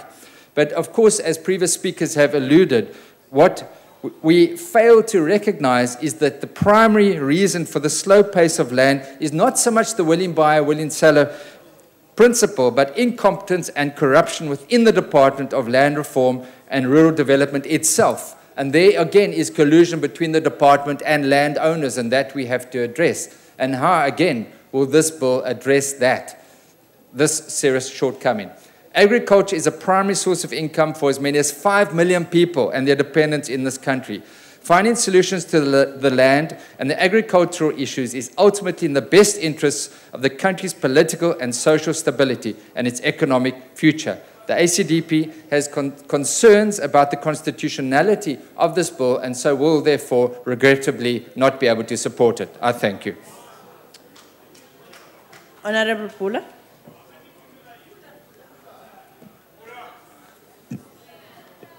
Madam Deputy Speaker, land was taken by force from the masses in this country. 362 years after the arrival of Jan van Riebeeck, our people are still battling to take back what was rightfully theirs. We need to make sure that we address the atrocities of the past.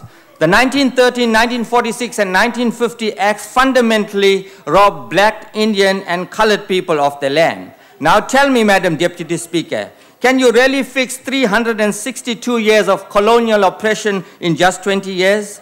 For political parties like the DA who look for every opportunity to criticize, land reform is not priority. Why? Because they only care about protecting the interest of the elite.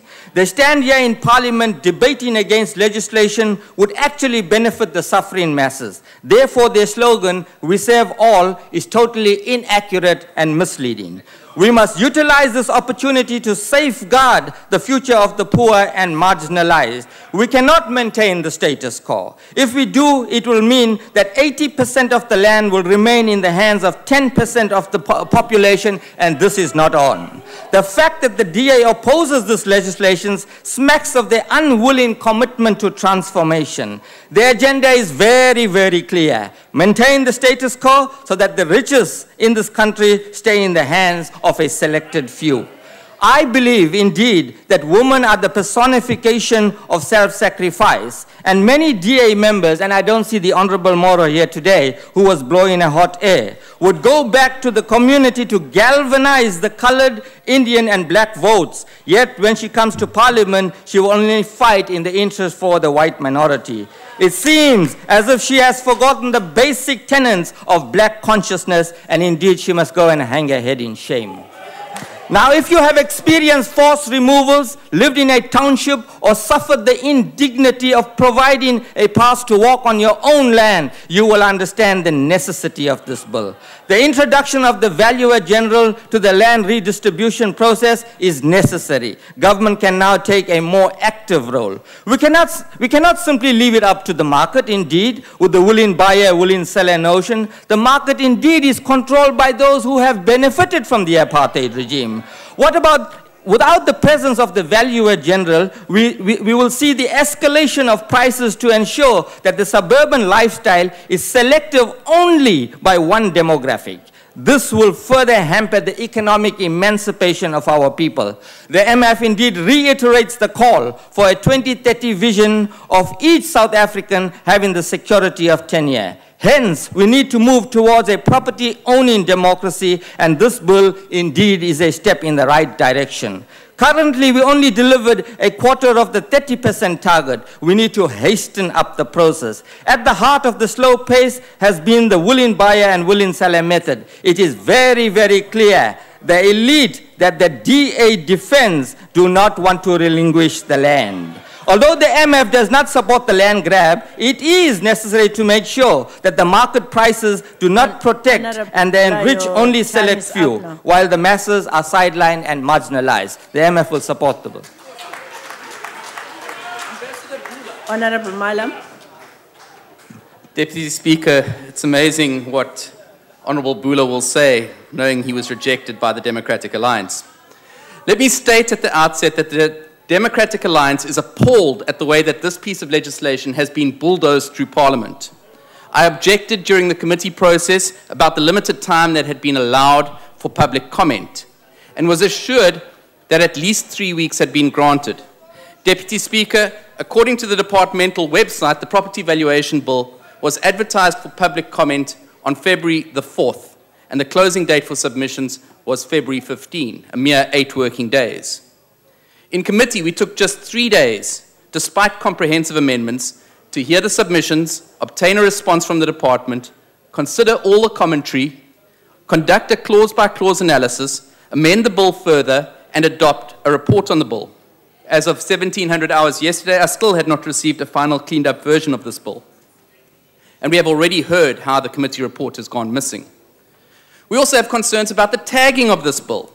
Despite assurances from the parliamentary law advisor that there are no provincial impacts, I ask that the following scenario be considered. A land restitution claim is submitted for a piece of land owned either by the province or a municipality.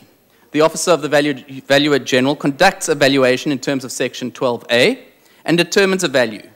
The province or a municipality is then substantially disadvantaged as the realizable value is significantly lower than market value. And this implies that the bill should have been tagged as a Section 76(4) bill, as it affects the financial interests of provinces. Turning now to the content of the bill. It has been argued by various speakers that letting the market alone determine the pace of land reform delivery is not desirable, and that escalating land prices are the primary cause of the slow implementation of land reform. But is this, in fact, the truth? A key purpose of this bill is to speed up land reform. However, as we've heard from Honourable Swart, the main obstacle of success in this regard is not the willing buyer, willing seller Minister in Quinty that the bill seeks to circumvent. Rather, it is the state's failure to support emerging farmers and the maladministration within your own department that is primarily responsible for the failure of land reform. Furthermore, when one considers the amount of agricultural land that has changed hands over the past 20 years at market value, nearly the entire land reform process could have been completed with the funds expended to date. Just to put it in perspective, about 3 to 5% of South Africa's agricultural land comes onto the market annually. So over 20 years, we could have turned over 60% at least of the agricultural land in South Africa at market value. This bill uses the expropriation criteria from Section 25(3) of the Constitution to arrive at just and equitable value, which almost by definition would have to be lower than market value. Now, while some concerns around the determination of value were noted by the committee, a key consideration has been ignored. The Banking Association of South Africa's submission highlighted the fact that the regulations of the Banks Act require that the security value of loans be derived from the market value of property. If the value determined by the Valuer General and used for expropriation purposes is less than market value, banks will have to adopt a much more conservative approach in lending. This could include increasing the interest rate significantly, withdrawing from the market, or offering a significantly lower loan to value. The net effect is that the cost of production, particularly of agricultural products, will be much higher, and the impact on South Africa's food security is potentially enormous. It is also important to note the impartiality required by the Valuer General. Section 5(b) of the bill requires that he or she be impartial and exercise the powers and perform the functions of the office without fear, favor, or prejudice. But the very next clause, Section 5(c), states that the Valuer General is accountable to the Minister, who also, in terms of Section 8(1), appoints him or her. The Democratic Alliance supports the view that this office should, in the first instance, be placed within the Department of Public Works, and secondly, that the appointment follow a parliamentary process through a multi-party committee. Lastly, the provisions of Section 25(2)(b) of the Constitution cannot be overstressed. Regardless of the value placed on the property by the Valuer General, the amount of compensation and the time and manner of payment thereof must either have been agreed to by those affected, i.e. the landowners, or decided and approved by a competent court. Any attempt to bypass the courts would result in land restitution becoming further mired in corruption and inefficiency. Speaker, the Democratic Alliance opposes this bill. Honorable Mandel.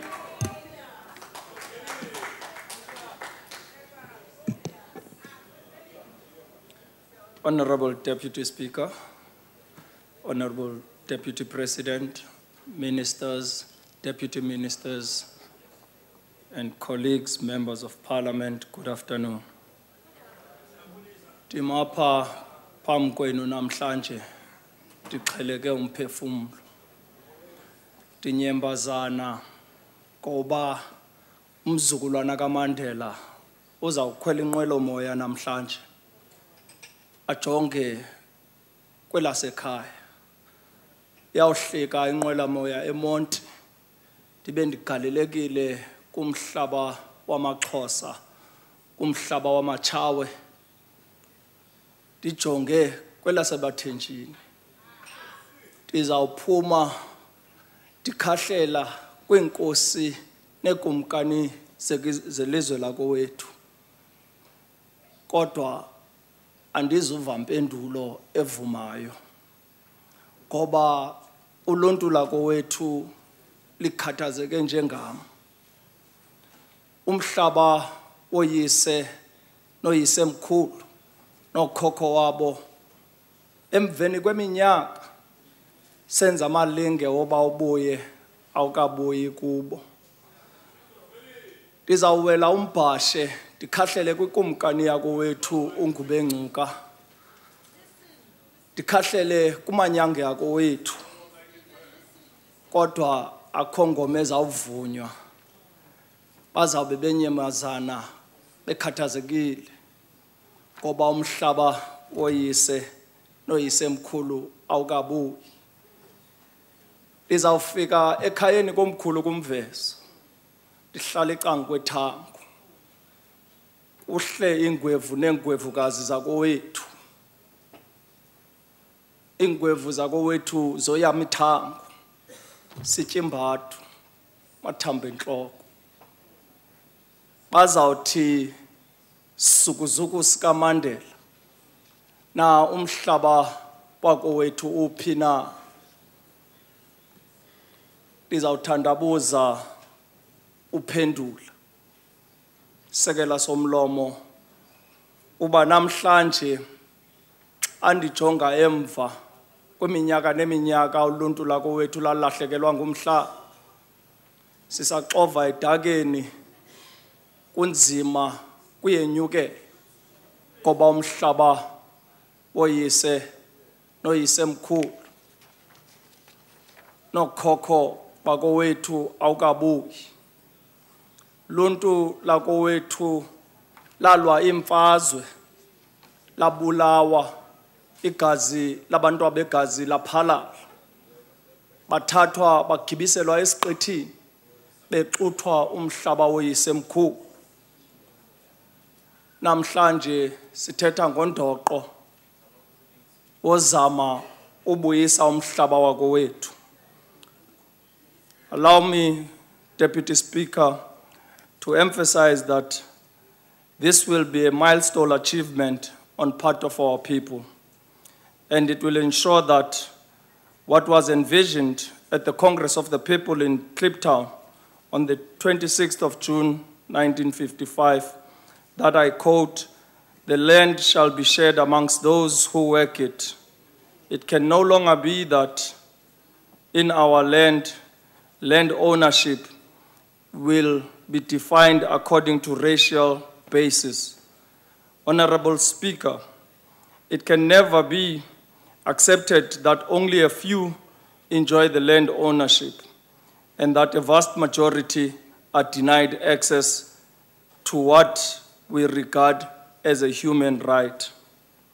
The willing buyer, willing seller policy has frustrated many of our people as we have seen property prices being hiked beyond affordability. Kudala sizama amalinge namalinge wofumana umhlaba ubawo. Kodwa xa sijonga ezomnotho zenyukela phezulu umhlaba ufumaneki. Urhulumente wakowethu uyawenze amathile woba ubuye umhlaba. Kodwa bavalile besithi soze basize ngomqolo. This policy so far allowed property owners to block the redistribution of land. Mandike nami ndithi xa ndigoduka ndikwazi uvakalisa nonika ithemba kuluntu lakowethu uba enyanisweni umbutho wesizwe i-African National Congress umhlaba wasilahlekelayo uyawubuya.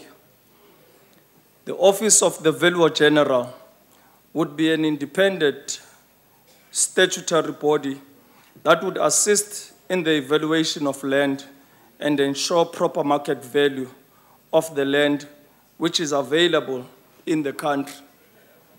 Eyona ngxaki lesikuyo ngoba abafuni ude sifikelele ekubeni umhlaba wakowethu ujongilisiswe ngelihlo elinzulu.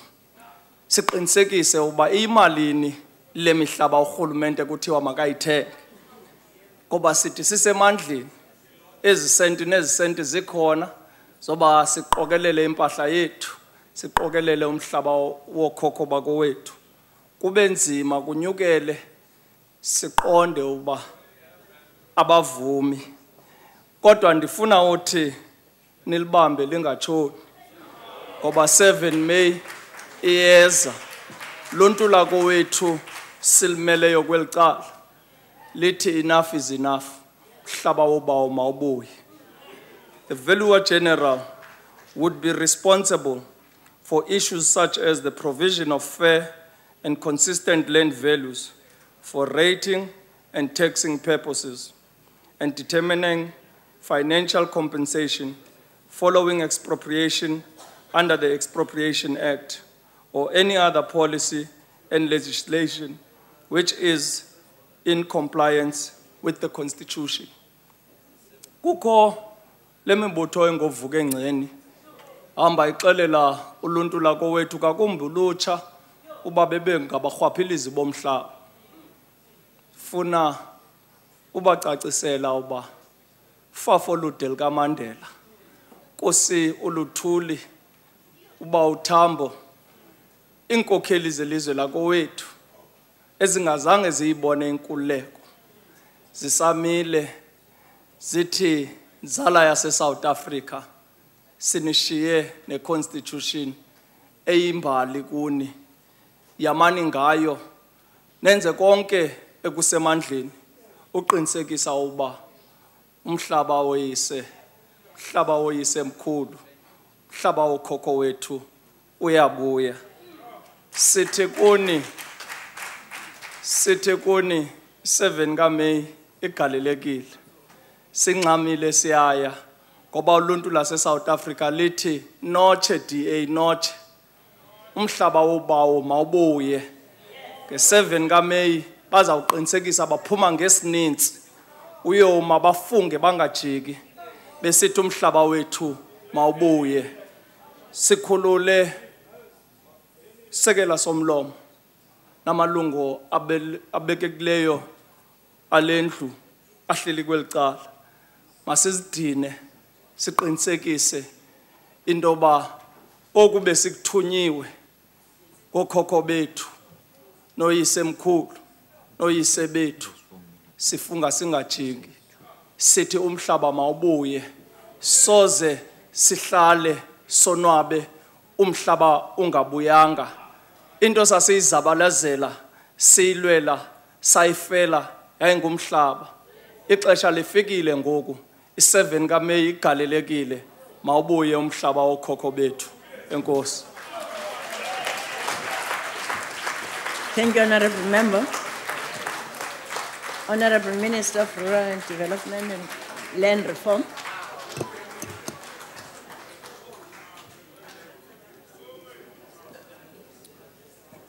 Thank you, Honorable Deputy Speaker. The white ox has got all the pastures. The black ox has nowhere to graze. I am sorry if I can't make myself clear. That is John Langalbalele Dube addressing a commission of white South Africans protesting against this law, the 1913 Natives Land Act. So we are back to square one. That's what it is all about. Cope, thanks very much. You were very clear. It's clear you read the bill. Thanks very much. The Honorable van der Merwe, I like him very much. However, he spoke for himself here. He did not speak for the IFP. He's a lawyer, and indeed we have got lots of land cases where his firm is involved. But that is not the point. The point is that here, if then, 1913, John Langalbalele Dube were to speak like that out of frustration and say, I am sorry if I can't make myself clear. Because he was speaking to people who did not listen. If they did listen at all, they were so reckless. Because today, 100 years later, we're dealing with the same problem. What does this mean, white South Africans? Tetuktin land. Goba, abantu abamhlophe nangoku kulendlu. So hlukene ngembala. It is clear. It's a question of a landed class which is white in color, and a landless class which is black in color in South Africa. That is what it is all about. The Honorable Groenewald, you're talking about, and some honorable members, you're talking about incompetence. Can you imagine this? Think about what Fairwood said about what kind of education black people must have. Think about it.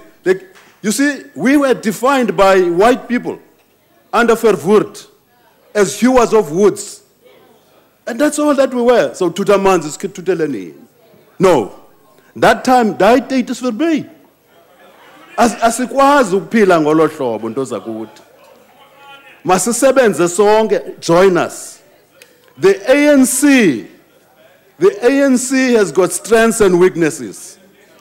The ANC's strength is that the ANC has defined long ago that it is its responsibility to move South Africa forward. The ANC, you know what? When Christian was killed, Nelson Mandela said, talking to all of us South Africans who were involved in struggle for a free South Africa. He said, it is not the responsibility of the Nationalist Party to lead this country towards election. One man, one vote election, majority rule. He said so. He said, it is our responsibility. So let us not follow what they have done. Because what they're doing, they're trying to derail the process towards a democratic South Africa. That is what we're dealing with here. That was Nelson Mandela. Those who claim to be following Nelson Mandela's legacy, sitting on my left here, they are not. They are just talking hot air. They're blowing hot air. Just blowing hot air. It is us, the African National Congress, who must push this country forward. Let them follow us. They have been following us for the last 100 and something years. Let's proceed. Honorable Deputy Speaker, thank you very, very much.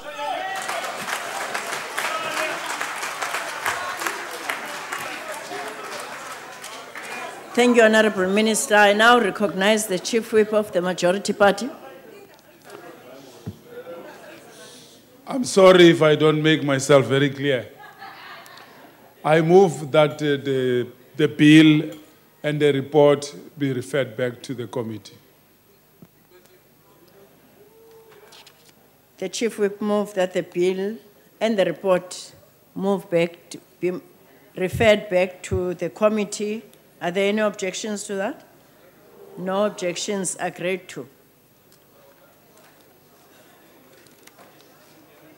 The Secretary will read the second order. Consideration of report of Portfolio Committee on Cooperative Governance and Traditional Affairs on Local Government, Municipal Property Rates Amendment Bill. I now recognize the Honorable Honorable Chief Deputy Whip Speaker. of the Majority Party. Honorable Deputy Speaker, may I please just address you on the report that is before the House, which does not comply to Rule 2513. And I would just like to ask if we can have the same agreement that the report be referred back. We can proceed with the debate, but that we proceed with the debate on the bill, but that the report be referred back to the committee. Which bill are you talking about?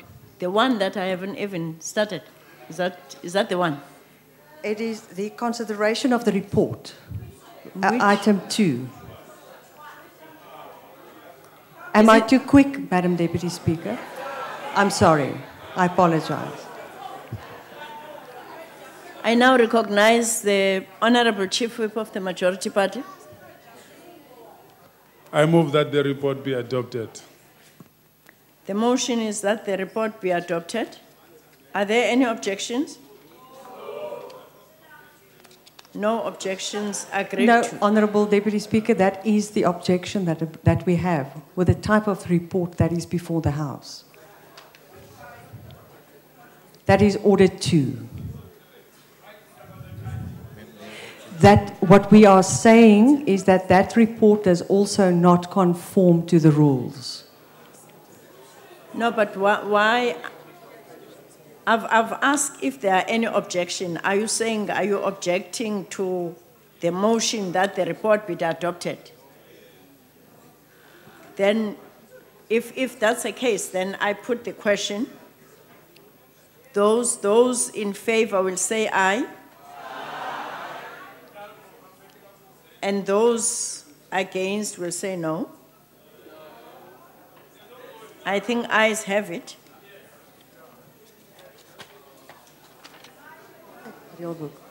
Honourable Deputy Speaker, it is the same problem that we've identified with the first order.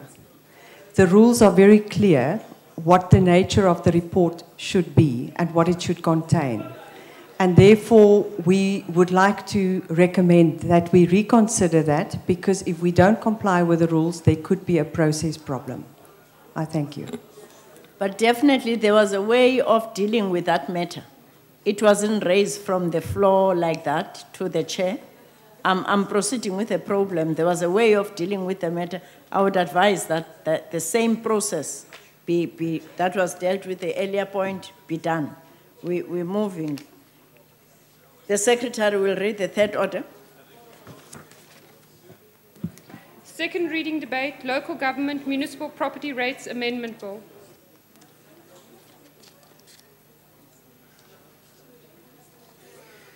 Honorable Deputy Minister of Cooperative Governance and Traditional Affairs.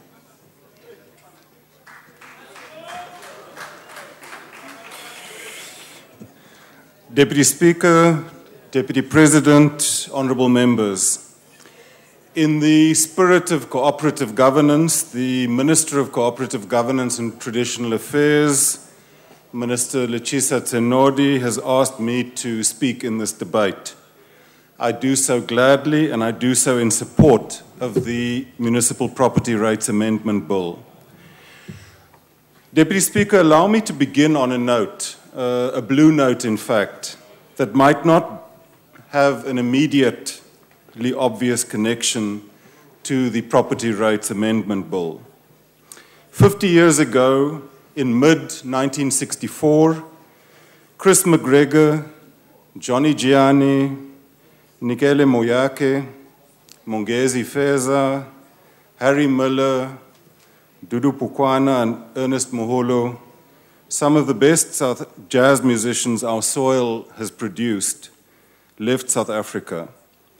They had performed as the Blue Notes. In exile, reconstituted themselves as the Brotherhood of Breath. One of the reasons why they left South Africa was the racial segregation and spatial injustice of apartheid that made it impossible for musicians of different race classifications to perform together. McGregor's wife, Maxine, describes that South Africa in his biography titled Chris McGregor and the Brotherhood of Breath. I quote, "Because they were not allowed to live in white areas, the black and colored people were dispossessed of homes that they might have owned for generations and systematically dumped with their few belongings on barren hillsides that were designated as homelands, like Kwandebele, a 50-mile-long shanty town that sprang up almost overnight in the veld, miles from anywhere.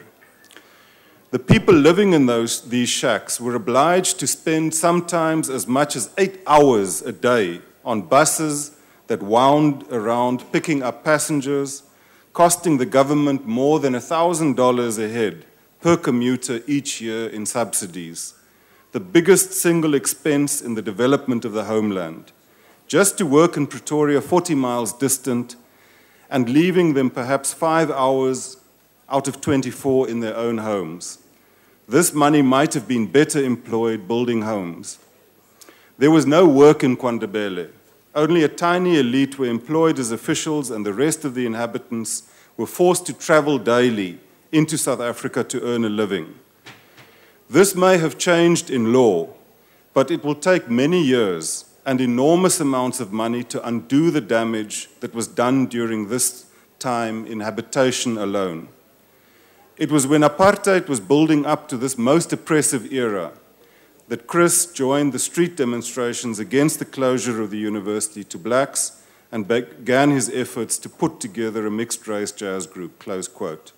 This painful history and the challenge that it poses for us today is captured by Mark Orkin in the introduction to The Apartheid City in Transition, published in 1991, as we were embarking on negotiations that would lead to our first democratic elections in 1994, the adoption of our constitution in 1996, and our system of democratic developmental local government in 2000. I quote, "The apartheid spatial system as it manifested itself within the urban system as a whole was premised on policies aimed at decentralizing and deconcentrating employment at the macro level and dividing the city itself into racial residential areas at the micro level. Until 1986, entry into the city itself was regulated by influx control, i.e. the dividing line between town and countryside was secured by repressive, racially based legislation. This division was complemented, however, by economic constraints that blocked access for the poor to spaces that were too costly for the in-migrating populations. underpinning this racial and class-based exclusion was the regional integration of labour markets that undercut constitutional and racial boundaries. The result has been a massive waste of resources and the net spatially based redistribution of wealth from the poor to the rich as a result of divided tax bases, constraints on small business development, limits on agglomeration in the inner cities, the subsidization of transport, and to counteract the costs of subsidized deconcentration or decentralization, and the huge misuse and non-use of land. Out of this has emerged the need for a city that maximizes the uses of its resources and ensures access to its services for the poor. Although legislative deracialization is a necessary condition for building the compact city, the built environment is spatially fixed. How can the compact city be built in a way that simultaneously utilizes the deconcentrated urban infrastructure that already exists will emerge as the main challenge, close quote. Speaker, these are the challenges that the ANC government inherited from apartheid in 1994. Despite this legacy, we've in 2 decades achieved unparalleled success in delivering basic services to the majority of South Africa's people. Democratic developmental local government has been at the forefront of this good story. And the assertion that local government is an unmitigated disaster area is a demonstrable falsehood. However, we must debate this bill in the context of the significant challenges that remain in realizing the vision of democratic and developmental government outlined in our Constitution and its role in the ongoing struggle for spatial justice implicit in that vision. The Municipal Property Rights Act is central to the financial sustainability of South Africa's metropolitan and local municipalities and their ability to play a role in achieving this vision. It gives effect to the mandate that municipalities have to raise their own revenue by levying property tax or rates against property in the municipal area. Property rights make up a large portion of the municipal budget. The ability of municipalities to levy rates and value property efficiently and fairly is essential to good governance and service delivery at local level. Rates income is essential for municipalities to contribute to the social and economic development of the communities they serve. Property rights make up a large portion of the budgets of metropolitan and local municipalities, and the ability of municipalities to levy rates and property efficiently and fairly is essential to good governance and service delivery at local level. National Treasury's budget review points out that 73% of local government revenue is raised through tariffs and property rates. Since the implementation of the Act in 2005, municipalities across the country have conducted general property valuations and developed rates policies. The legislation has been tested in practice and areas requiring refinement have been identified. The 2014 amendments are part of the ongoing process of refining policy and legislation to meet the dynamic needs of South Africa's municipalities. The amendments to the Act aim to strengthen this important law, clarify aspects of it, and provide greater support and monitoring through provinces and national government for those municipalities that require it. The amendment bill and the recently promulgated regulations on the appointment and conditions of employment of senior managers promote good governance and the professionalization of local government in line with the vision set out in our National Development Plan. As this term of office draws to a close, these and other policy developments underscore the national government's ongoing efforts to support and strengthen local government. As President Zuma pointed out in this year's State of the Nation address, national and provincial government must play a greater role in supporting local government. The 2014 amendments do not represent fundamental changes to the law, but clarify some aspects of the legislation, strengthen governance, and streamline aspects of the application. And most importantly, the bill will improve levels of trust in the property rating system by strengthening national and provincial oversight, by simplifying complex aspects of the Act, and by providing for property categorization that is simple to understand, transparent, and easier to regulate. The proposed amendments also seek to ensure that municipal rating is not undertaken in isolation to national interest insofar as the economic and developmental objectives of the country are concerned. Deputy Speaker, we would like to thank the Portfolio Committee for the rigorous manner in which they've discharged their legislative mandate, and also to thank organized local government and various sectors and individuals who've made valuable proposals. Together, they have effected important improvements to the bill, and we're confident that the Municipal Property Rates Amended Act will make an important contribution to strengthening our system of democratic, developmental local government, together moving South Africa forward. I thank you. Thank you, Honorable Deputy Minister. Honorable Hlengetwa.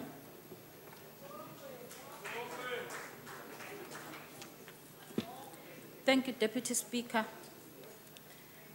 Deputy President, honorable members. Maybe I would like firstly to address the House on the issues that has been raised before the reading of the second order of the day. The Portfolio Committee on Cooperative Governance and Traditional Affairs submitted the report on the 28th of February. And again submitted a detailed report with corrections on which appeared on ATC on the 4th of March. That's why then we are allowed or scheduled for the debate today. The Local Government Municipality Property Rates Amendment Bill 19 of 2004 is hereby amended so as to provide for amendments and insertion of certain definitions. Deputy Speaker, Section 229 of the Constitution allows municipalities to impose rates on properties in their areas subject to regulations in terms of the national legislation, and also the Constitution enjoins local government to be developmental in nature. In addressing the service delivery priorities of our country and promoting the economic and financial viability of municipalities, honorable members, it is necessary to provide local government with access to sufficient and buoyant source of revenue in order to fulfill its developmental state. Speaker, Deputy Speaker, the income that is derived from property rates is a critical source of revenue, especially in areas that have been neglected in the past due to racial discriminatory laws. Therefore, it is essential that municipalities exercise their power to impose rates without a statutory framework that does not only enhance certainty, uniformity, simplicity, but also takes into account the historical imbalances rates burden for the poor people. Property rates assist municipalities to fund services that benefit the community as a whole, as opposed to individual households. These include installing and maintaining streets, roads, sidewalks, lighting, storms, drainage, recreation facilities, and cemetery, etc. Municipalities have a long history to rating of properties in terms of the old provincial ordinances of the former Natal, the former Orange Free State, the former Transvaal provinces, especially the formerly white, informally white urban areas. This is not a new system at all. The Municipal Property Rate Act replaces the old system of property valuations and rating based on old provincial ordinances, meaning that property owners are liable for the payment of their rates. Deputy Speaker, if I may ask, what is municipal property rate? Municipal property rates are a cent amount in a rand levied on a market value of an immovable property, that is the land and building right of a way, easements, and servitude. And how are these being calculated by municipalities? Property rates are calculated by multiplying the market value of the movable property, which is land plus building by a cent amount of a rent that is the municipal council determine. And also it determines it by taking into consideration or taking into account the public's comments. For an example, if the market value of a immovable property is 50,000, and the cent amount in the rent is 15 cents, then the amount due for the property rates is 50,000 times 15 cents, which is equals to 750 rand per year, which means that every month a property owner will pay 62 rand. And this 62 rand is calculated by dividing 750 by 12 months. It gives you 62. That's the rate. I was making an example. Deputy Speaker, this bill before the House today seeks to address challenges that have emerged since implementation of the Act. The provisions in the bill seeks to bring synergy in terms of making the bill simpler, to implement and strengthen certain regulatory, monitoring and reporting provisions. There were a number of different interpretation issues that arose. This bill also aims at excluding certain properties from rating in the national interest and enable municipalities to be transparent and warrant fair rating, which is a good story to tell, especially for the poor, the indigent and the elderly and the disabled people. Deputy Speaker, the removal of the proposed provision to exclude aspects of the market value of the property owned by the recipients of older persons, grants, and disability, they are removed because the ANC-led government is moving towards universal access to older persons grants for all pensioners regarding of income as outlined in the Ministers of Finance 2013-2014 budget speech. This means then that the mean test for older persons grant is to be phased out by 2016. In practice, in one way or another, municipalities either exempt or grant significant rebates to property owners who are poor guided by their property rates policies and indigent policies. Deputy Speaker, before I provide some few highlights on the amendments, I would like to thank and appreciate the stakeholders who participated in making changes in the bill and proposals during the public hearings. The process was characterized by vibrant interactions through submissions. Also, I'd like to thank members of the Portfolio Committee, represented by all parties, and the department, the state law advisors, with the immense contribution and the changes that we made in the bill.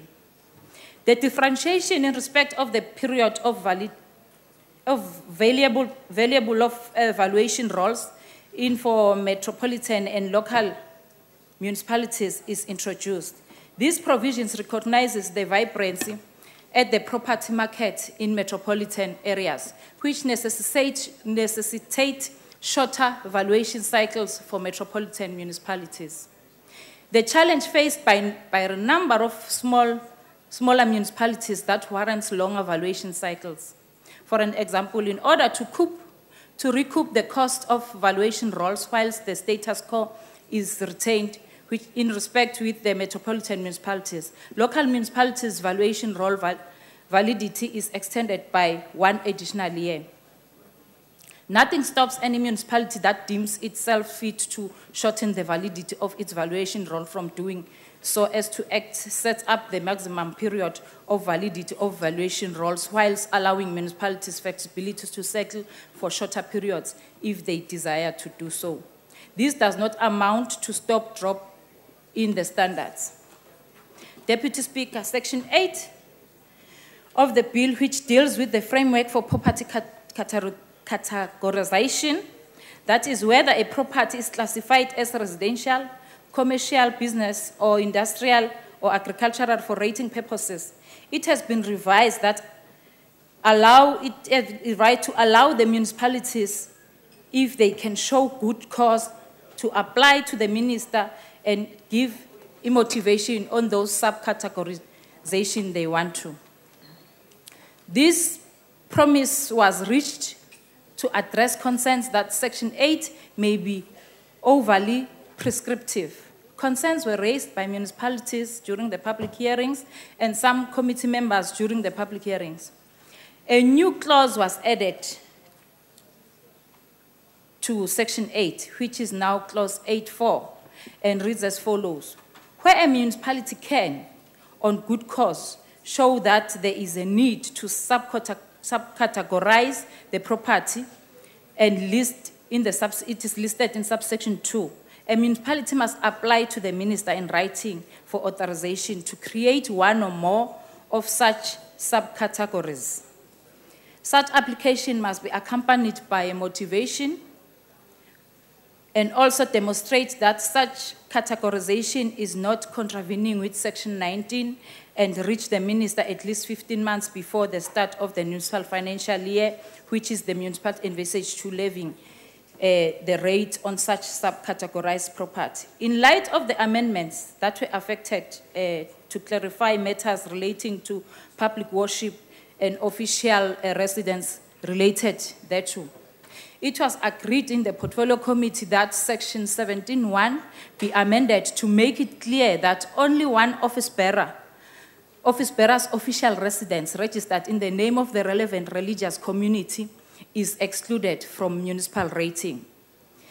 So that means Section 17.1 now reads as follows. On a property registered in the name of the religious community and used primarily as a place of public worship by religious community, including the official residence registered in the name of the community, is occupied by the office bearer of the community who officiates in the service of that place of worship.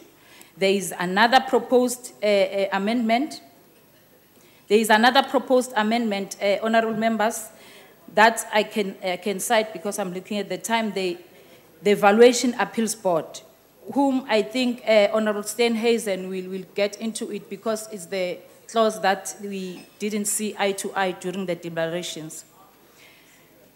The Valuation Appeal Board, it's a professional associate, we say the professional associate valuer without restrictions and with 10 years experience in valuation of the property. The committee slightly revised the section to provide for an appointment of a professional associate valuer without restriction and with 10 years experience in property valuation in an instance where professional valuer could not be found or appointed. The revised clause amending Section 56(1)(b) now reads as follows. An appeal board consists of not fewer than 2 and not more than 4 other members with sufficient knowledge or an example in the valuation of property, which at least one must be professional valuer registered in terms of Property Valuers Profession Act of 2000. May be a professional associate valuer without restriction and with at least 10 years experience registered in terms of Property Valuers Profession Act of 2000 in the professional valuers can be appointed. The effect of the amendment is that a preference has to be for the appointment of professional valuers, however, taking into account the scarcity of the professional valuers and the need for the representativity, including gender. It is also a need to be asked to us South Africans that the professional valuers must come up with a once-off concession only in 2013. Why they did that? When it is clear that the bill was contained in which it was published for comment for 2001 was to remain unchanged until it was brought before the Portfolio Committee. The fact remains that no single profession in South Africa has to immune to issues of transformation that include representation in terms of demographics and gender. We are in this current status quo because of significant outcomes becoming out of to how the South African Council of Professional Valuers is transforming the profession. The sooner the Council makes the tangible steps towards in transforming the valuers of profession, the better. On behalf of the Portfolio Committee, I table the Local Government Property Rates Amendment Bill to be passed by the House. The ANC supports the bill. I thank you. Thank you, Honorable Member. Honorable Steenhuisen.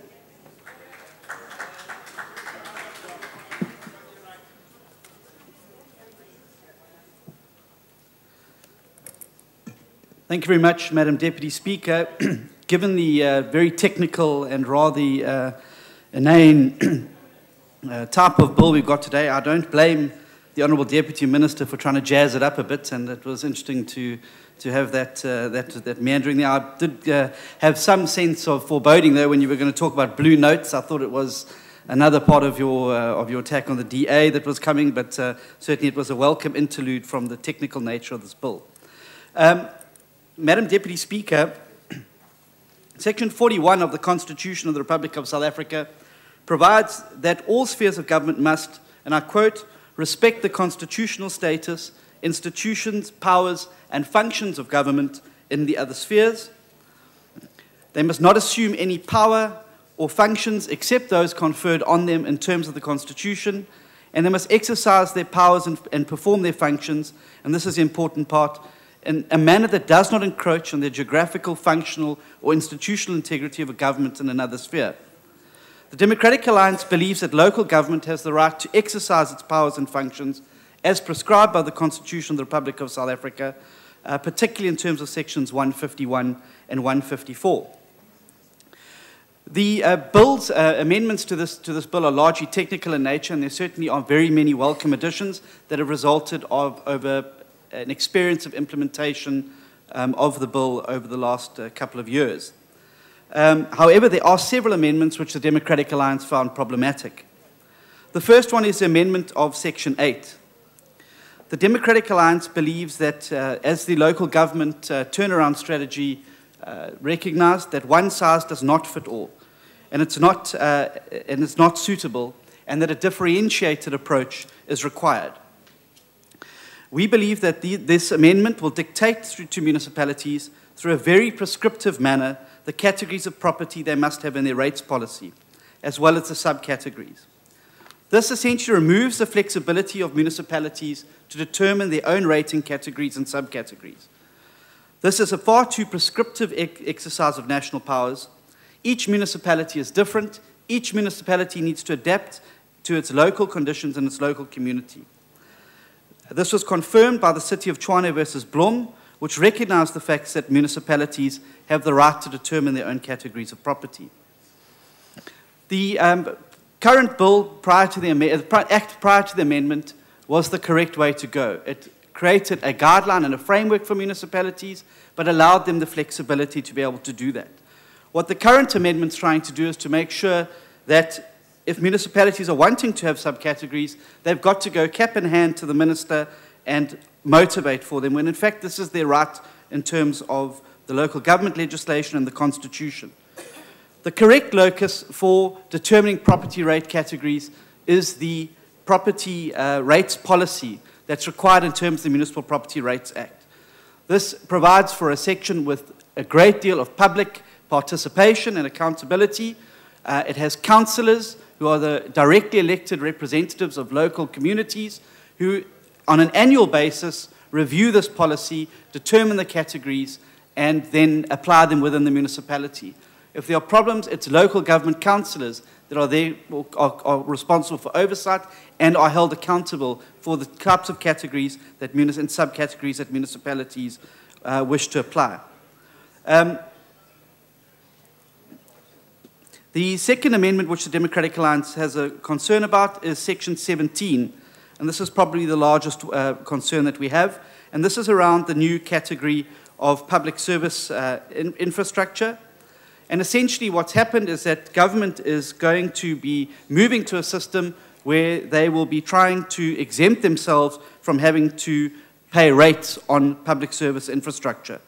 There is no doubt that this amendment is a precursor to a ratio which is going to be applied further down the line. This will lead to a loss of income in municipalities. Every single municipality that appeared before the committee in the public hearings raised concerns around this issue. They said that if you were going to take this public service infrastructure out of the rating categories, and you're going to move to exempting it, what's going to happen is there's going to be a hole in their budget that can only be met in one of two ways: an increase in rates and a shift in incidence into other categories of ratepayers, namely residential and business, or they're going to have to pull back on service delivery. Now, thankfully, the committee was able to prevail, and the department came forward with a compromise position where this would be phased in over 5 years. The bottom line is, however long you take to phase it in, it's still going to lead to a loss of income in those municipalities, which is going to be passed directly on to ratepayers. And you're going to have residential and business ratepayers essentially having to foot the bill for government, which is trying to exempt itself from having to pay rates on those properties. The other section which we had a concern around was the amendment to Section 32, which essentially extended the life of valuation rolls. Now, whilst this is certainly understandable for district municipalities, and there was sympathy for the arguments put forward by the department that there is just simply a lack of capacity in many of the smaller municipalities, and that this becomes, the compilation of valuation roll becomes a very onerous task and a very expensive task for these municipalities. But I cannot see fit to extending this to metropolitan municipalities. Raising of rates is one of the key functions of local government in order to finance itself. A municipality that cannot regularly, particularly a metropolitan municipality, that cannot regularly update its valuation roll really should be getting the intervention of the department in that particular municipality to determine exactly what's going wrong there. Instead, now we have a blanket extension where municipalities can keep, and in the case of a metropolitan municipality, could effectively keep a valuation roll in place for up to 6 years. Now, the whole reason of the Act was to move towards market value. Market value is what the willing seller and willing buyer would pay for that property. The fluctuations in a market, property market over a 6-year period are massive. And you could well end up with situations where residents are paying rates on a property that was purchased during a boom in property, and there's now been a bust and that market value has deteriorated or degenerated or decreased, and they're essentially still going to be pegged, paying rates at the higher market value. If we're going to use market value, we must use market value. You can't end up with a situation where people are stuck in a false situation where they're paying rates on the property. And of course, the adverse could also occur. The other clause, and the Honourable Chairperson mentioned it, was the whole issue around the professional associated valuers sitting on appeals boards. We believe that this is undesirable because you have essentially professional valuers who compile valuation rolls. You then have professional associated valuers, which are one of the most junior categories, sitting in appeals on those on decisions taken by them. The example is it would be like a junior advocate sitting in on an appeal of a decision of a High Court judge. My concern here is that it could well lead to a weakening of appeals boards across the country. And this could negatively affect in one of two ways. Firstly, you could have a situation where professional associated valuers, junior valuers, are sitting in on decisions and are not capable of actually processing them. They are reviewing decisions of people who are much more experienced, have much more professional qualifications. And this could well lead to problems. The second problem is that many big corporations and companies come in to challenge their rates. They bring in top advocates, they bring in experienced professionals to challenge it, and whether that junior valuer is going to be able to stand up and defend the municipality's, the municipal valuer's decision in that regard is open to debate. It's further exacerbated by the fact that the the Valuers Association created a dispensation last year which would allow junior PAVs, professional associated valuers, to apply and to be accredited as professional valuers to try and get more professional valuers onto the market for municipalities to take care of. And I believe that this is going to well lead to a dumbing down of appeals board. This is important because these appeals boards are very often a resident's, ratepayer's last recourse in terms of appealing against a valuation. The only next stop after that is the High Court, And with the costs of the legal process in our country, it's simply unattainable and unaffordable for most residents. We welcome the new reporting mechanisms that are in the bill. We just hope that something concrete will actually happen with those reports. We have, as the NDP recognized, that the government's response has been for more regulations for local government. However, many of the existing regulations are not implemented. And we hope that, that the regulations and reports that are required of this are actually going to be dealt with, processed, and actioned in those municipalities where, in fact, they are not compliant. Thank you.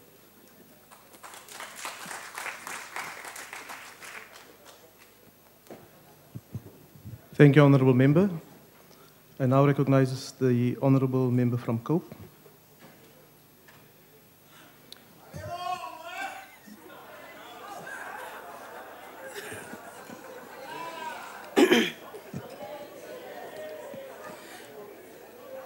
Honourable Speaker, honourable members, the Local Government Municipal Property Rates Bill 104, which I will hereby refer to as the Rates Bill, is expected to regulate the power of a municipality to impose rates on property and tie up all the loose ends started in 2nd July 2005, when just 4 municipalities began valuing and rating properties in terms of the 2004 Act, only to be amended through the Local Government Laws Amendment Act of 2008. It is essential that local government exercise their power to impose rates within a statutory framework that not only enhances certainty, uniformity, and simplicity across the nation, but also takes into account historical imbalances and the raised burden of the poor. The Constitution of the Republic of South Africa confers on Parliament the power to regulate the exercise by municipalities of their fiscal powers. It is, however, remain an unfinished business in the Act, in the fact that, amongst others, Clause 6, which substitutes Section 8 of the Act, limits the basis of the categorization of properties to use and permitted use only. This clause also provides for a municipality to, on good cause shown, apply to the minister to subcategorize property categories. Honourable Minister, it is not secret that informal settlements are going to be a part of the national property framework for a long time to come. With the pace of housing development we have seen with this government up to now, it means that there is a lot of land unused, unaccounted for, and remain untaxed in terms of the rate system as envisaged by this bill. The Congress of the People would like to know how this bill will eventually deal with this phenomena and further empower municipalities to bring in the very large parts of the towns and cities with informal settlements where services are needed most, and other provided for one way or the other, but continue to remain out of the categorization process or the rates matrix as would be expected, and at the same time, as envisaged by Clause 6. Clause 13 speaks to the exclusion from rates of mining rights or mining permits, excluding infrastructure above the surface in respect of mining property. A number of mining houses use high volumes of water and electricity, such that the variation as intended in the bill would need serious scrutiny going forward. The same section also recognizes land belonging to beneficiaries and heirs, dependents and/or spouses, and the fact that temporary exclusion from the payment of rates has a 10-year exemption before the exemption lapses. COPE would like to raise the issue of body corporates as separate entities who present as a certain exclusivity, which was highlighted in Clause 16 and Clause 21, in respect of sectional title schemes and share blocks. These bodies have been a law unto themselves for a long time and in certain instances have remained unaccountable to any regulatory body, including the Estate Agency Affairs Board, where one would have hoped there would be a certain degree of monitoring or accountability.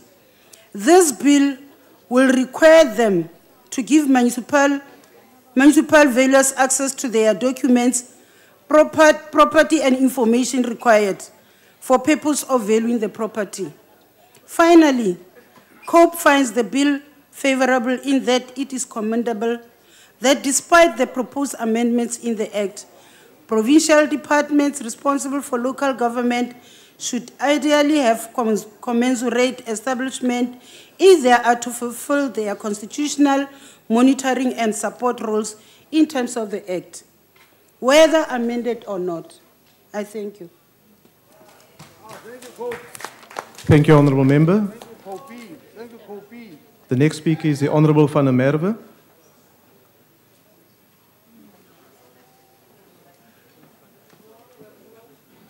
Chairperson, the IFP supports the bill. Thank you, Honourable Member. The next speaker is the Honourable Nelson.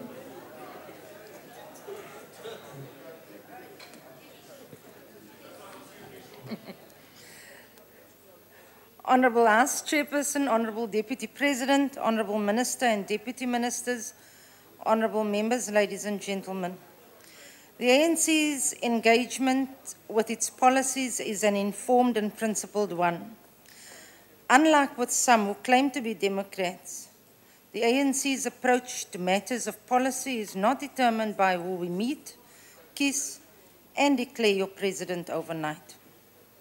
Our policies are aimed at striving for the achievement of the right of all South Africans as a whole to political and economic self-determination in a united South Africa, overcoming the legacy of inequality and injustice created by colonialism and apartheid in a swift, progressive and principled way, developing a sustainable economy and a state infrastructure that will progressively improve the quality of life of all South Africans, and encouraging the flourishing of the feeling that South Africa belongs to all who live in it, to promote a common loyalty to and to pride in the country, and to create a universal sense of freedom and security within its borders. The above is the context within which the ANC supports the Local Government Municipal Property Rights Amendment Bill. Honourable Nelson, will you just take your seat, please? Chairperson, the Honourable Member from the IFP set such a good example. Honourable Member, you are wasting the member's time. Take your seat, please. Continue, Honourable Member. Thank you, Deputy House Chair. The Local Government Municipal Property Rights Amendment legislation has been implemented since 2008. Municipalities have now catalogued details of how the Act affects people's lives. These experiences suggest that the Act needs to be amended to make it seamless and minimize legal and policy misinterpretations that have arisen over time. The object of the bill is therefore to address the problems that have been experienced in the implementation of the Act since its commencement. The amendment will give clarity and bring uniformity in which the property is valued. This will enhance transparency and will assist in holding municipalities accountable. Most importantly, it removes legal ambiguities as well as challenges with the interpretation, thereby enabling municipalities to comply with the Act properly. This compliance with legislation and regulations will contribute to improving municipal audit outcomes, for which we are all striving. As the Act stands, it has property categories, but also leaves leeway for municipalities to use their own discretion when levying property rates.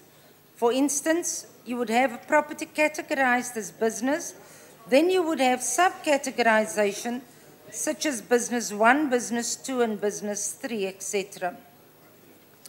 Clause 6 amends Section 8, which deals with a framework for property categorization.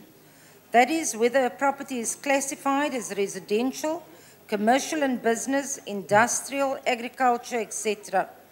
For rating purposes has now been revised to allow for municipalities to, if they can show good cause, apply to the Minister for motivations to subcategorize the main properties of property categories. This is reflected in Section 8, subsection 2. So they're not going to beg to the Minister, Honourable Steenhuisen.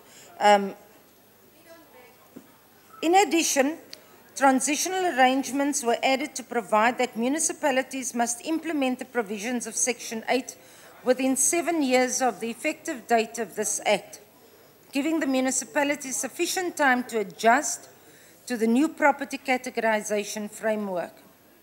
Clause 36 inserts a new Section 93A, which provides for the phasing in of the prohibition on the levying of rates on certain types of public infrastructure. The rating of certain public service infrastructure such as roads, railways, airport aprons and runways, dams and breakwaters may compromise the economic and development objectives of the country. These kinds of infrastructure are enablers of national economic integration and economic growth, as they facilitate economic activities across municipal boundaries for the national mobility of goods, services, capital, or labour across the municipal boundaries. The possibility that the N1 road, linking the country from Cape Town up to Messina, which is our border town with Zimbabwe and Limpopo, can be subjected to different rates by various municipalities through which it passes is absurd. The mere fact that there is no known country in the entire world which subject roads to possibilities of municipal rating says a lot in itself about how irrational this possibility is. South Africa cannot go against international best practices. Given the focus on infrastructure expansion, particularly in the transport sector through interventions that are aimed at growing the economy and moving it more efficiently, there is an impetus to not divert funds away by means of municipal rating from such much-needed infrastructure investments. It is equally irrational that national government can build a dam for the purposes of enabling communities within that municipal jurisdiction and other communities located outside that municipal jurisdiction to have access to water and waterborne sanitation, only to have a municipality within whose jurisdiction the dam happens to be located, subjecting that dam to infrastructure rating. It also needs to be taken into account that through the national budget process, municipalities are allocated the local government equitable share and various conditional grants, including the municipal infrastructure grant, to enable them to exercise their powers and functions. It is in the national interest that government efforts towards ensuring national economic integration through infrastructure development of these kinds is not constrained by the issue of whether in future government would have enough resources from the national budget to settle property rights liabilities. The target of policy actions of the three spheres of government has to be the realization of a better life for the citizens, as opposed to any actions on the party of each sphere of government which may have the unintended effect of either derailing the attainment of this goal or its sustenance. These kinds of infrastructure are also enablers for local economic development to take place, as these kinds of infrastructure contribute in making municipal jurisdictions in which they are located active to both domestic and foreign private sector investments. Alternatively stated, these kinds of infrastructure, by facilitating business decisions to locate business operations in those jurisdictions, contribute in raising these municipalities' rates base in terms of deriving additional revenue in future. Such investments also connect individual municipalities to the rest of the country through the creation of maintenance of corridors through which goods and services move from one part of the country to another. There is a good case to exclude these kinds of infrastructure from municipal rating. The prohibition of municipal rating will be phased out over 5 years. It also needs to be taken into account that through the national budget process, Municipalities are allocated the local government equitable share and various conditional grants, including the municipal infrastructure grant, to enable them to exercise their powers and functions. What did I do here? Secondly, the prohibition of municipal rating is not extended to the rest of public service infrastructure, such as those in the telecommunications and energy sectors, where there are private sector operators or possibilities for private sector participation in these in the future, because the exclusion from rating in these sectors would result in an unfair advantage to the state-owned entities in these sectors. Deputy House Chair, we now come to the Valuation Appeal Board. The proposed amendment to include as members of the Valuation Appeal Board a professional associated valuer without restriction and with 10 years' experience in the valuation of property was revised to provide that a professional associated valuer without restrictions and with 10 years' experience in the valuation property may be appointed if a professional valuer could not be appointed. The effect of the above amendment is that preference has to be given to the appointment of a professional valuer.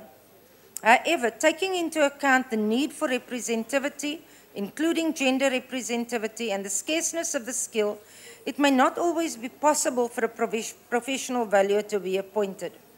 It should also be added that practicing as a professional valuer is more lucrative than that of serving on an appeal board, hence the difficulty in always obtaining professional valuers for the appeal board. Another question which should be raised is why the South African Council for Professional Valuers came up with a once-off concession only in 2013, when it became clear that the government proposal, as contained in the bill which was published for public comment during 2011, was to remain unchanged in the bill to be submitted to Parliament. The fact remains that no single profession in South Africa has to be immune to issues of transformation that includes representation in terms of the demographics and gender mix of the country. Otherwise, we will be perpetuating the current status quo for certain professions which should have no place in a transformative society. We are in this current status quo because no significant outcomes are coming out as to how the South African Council for Professional Valuers is transforming this profession. The sooner the Council takes tangible steps forward in transforming the valuers' profession, the proposed amendments will become redundant, as ideally, preference has to be for professional valuers, taking into account the country's transformation agenda, which does not absolve any particular profession. The Council has to assist in taking the nation forward, as the current status quo regarding the valuers' profession is indefensible. The Council should not be reactive, but rather proactive in transforming this profession. Through this amendment bill, the African National Congress is implementing the vision which was succinctly expressed by the people of South Africa through the 1992 ANC policy document, Ready to Govern, when saying, equity considerations will also be addressed through, for example, redistributive financial mechanisms and allocative systems.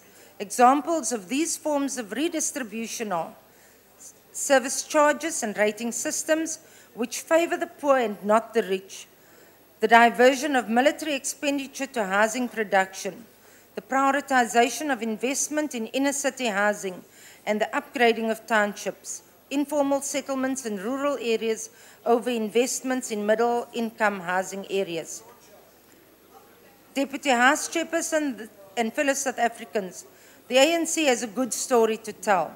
The ANC government will continue to move this country forward through putting relevant legislation into place and ensuring the implementation thereof. I thank you. Thank you, Honourable Member. The next speaker is the Honourable Groenewald.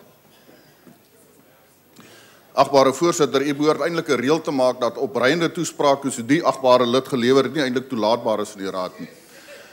Agbare voorsitter, as ons gaan kyk na die wet op eiendomsbelasting wat munisipaliteite betref, dan sien ons dat dit is begin in 1999. Voorsitter, hoekom betaal mense belasting? Jy betaal belasting omdat jy 'n diens verwag van die instelling waarvoor jy dit betaal. Voorheen was eiendomsbelasting in munisipaliteite gebaseer op 'n munisipale waardasie van die erf. En jy daardie belasting betaal, want daar moet 'n waterpunt wees en daar moet 'n kragpunt wees. En dit het gegeld vir almal, die kostes was vir almal dieselfde. Maar hoe groter die erf is, hoe meer het jy so 'n bietjie meer betaal. Maar nou, agbare voorsitter, gaan dit nie net oor die kostes om 'n punt daar te kry nie, dit gaan ook oor die verbetering op die erf. En die Vryheidsfront Plus sê, dis onbillik. Hoekom is dit onbillik? Dis onbillik omdat jy dieselfde koste betaal het om die punt te kry by jou erf. En as jy 'n groter woning daarop sit, en jy gebruik meer krag of meer water, dan betaal jy meer vir jou dienste. Dit is die korrekte beginsel. En dit het altyd goed gewerk. Waar het die probleem gekom? Die probleem het gekom, agbare voorsitter, dat dienstegelde nie betaal word nie. En die ANC is die oorsaak daarvan. Want hulle die civic organisations gebruik om mense aan te moedig om nie te betaal nie. Nou pluk hulle die vrugte, want wat jy maai, of wat jy saai, sal jy maai. Dit is presies wat nou gebeur. En nou kom die munisipaliteite, wanbesteding van geld, en die agterstallige dienstegelde op hierdie stadium beloop 'n reuse bedrag van ongeveer 86 miljard rand. Dis amper 2 keer die totale verdedigingsbegroting van Suid-Afrika. Maar nou moet die melkkoeie ingespan word. Nou moet die mense wat wonings het, moet nou gemelk word, want die ander mense betaal nie vir hulle dienste nie. En die amptenare mors die geld. En die stadsrade is onbevoeg. En korrupsie vind plaas. So ons moet nou 'n ander bron kry van inkomste uit die mense uit. En dit is hoekom hierdie wet nou op die tafel is. Want melk die wit koei. Die agbare minister het gepraat van die swart koei en die wit koei. Kom ons melk die wit koei, laat hulle betaal. Ek wil vir u sê, agbare voorsitter, dit is verkeerd. Ons moet wegbeweeg van die idee van ryk en arm. Ons moet beweeg na die punt toe om te sê, as jy dienste wil hê, dan betaal jy daarvoor. En jy kan nie mense wat betaal vir hulle dienste toelaat om mense wat nie wil betaal nie, hulle te subsidieer nie. Daarom sal die Vryheidsfront Plus nie hierdie wetsontwerp ondersteun nie. Ek dank u. Thank you, Honourable Member. The next speaker is the Honourable Bula.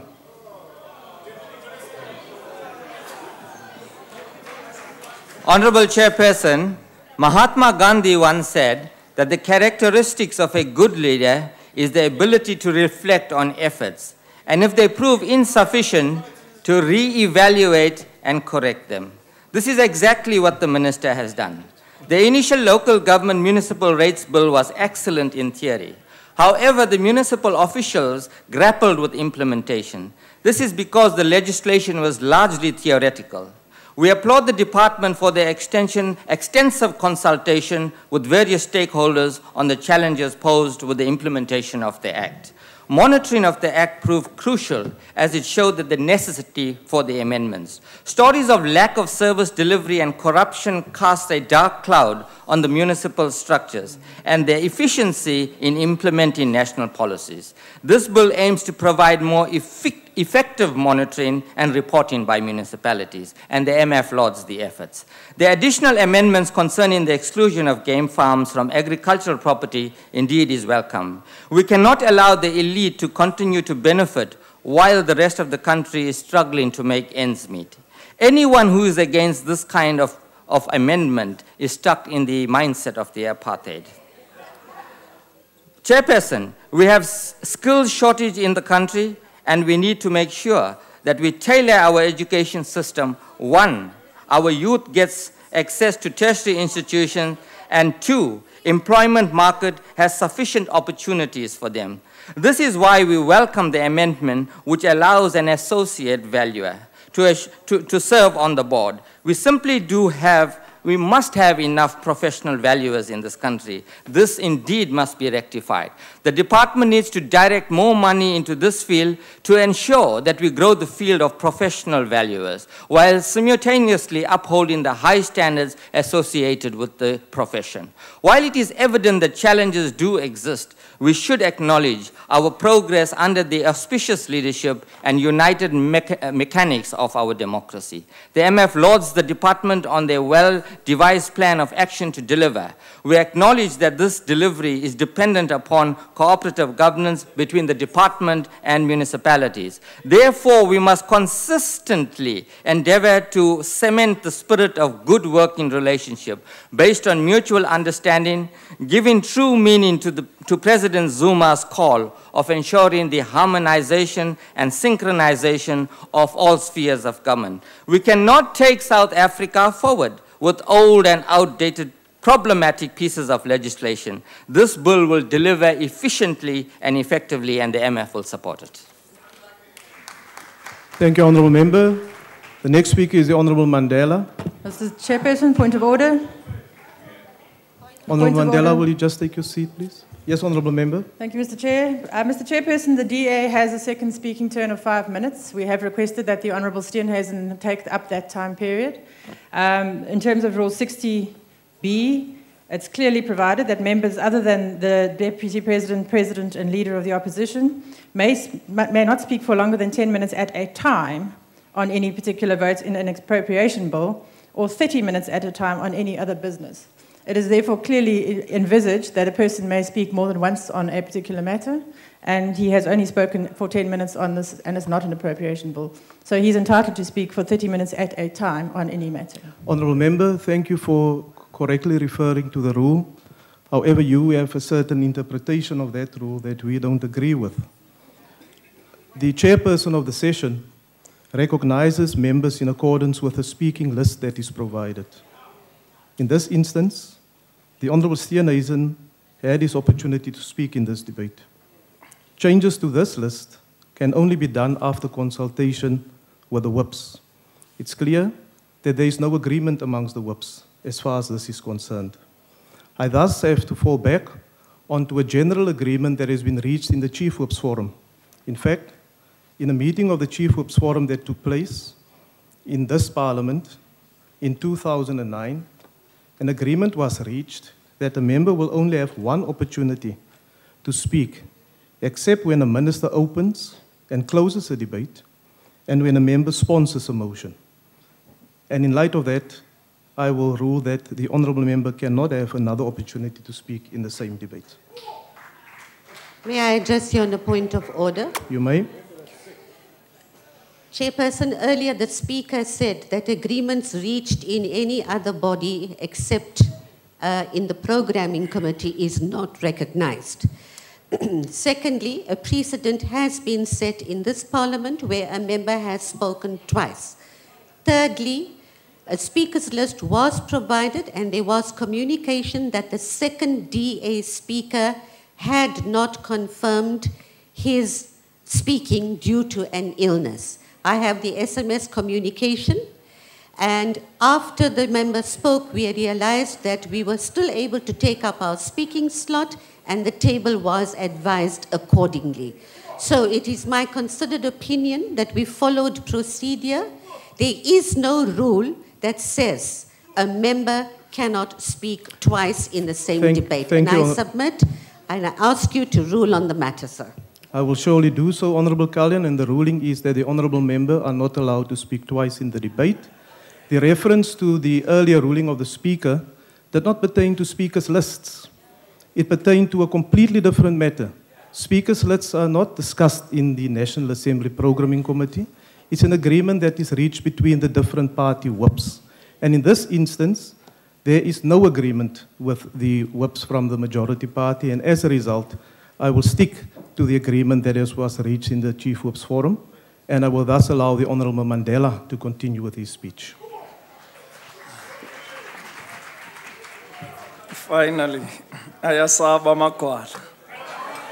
Somlomo wendlu yowisomthetho yelizwe lethu uMzantsi Afrika namalungu eParlamente ngokubanzi.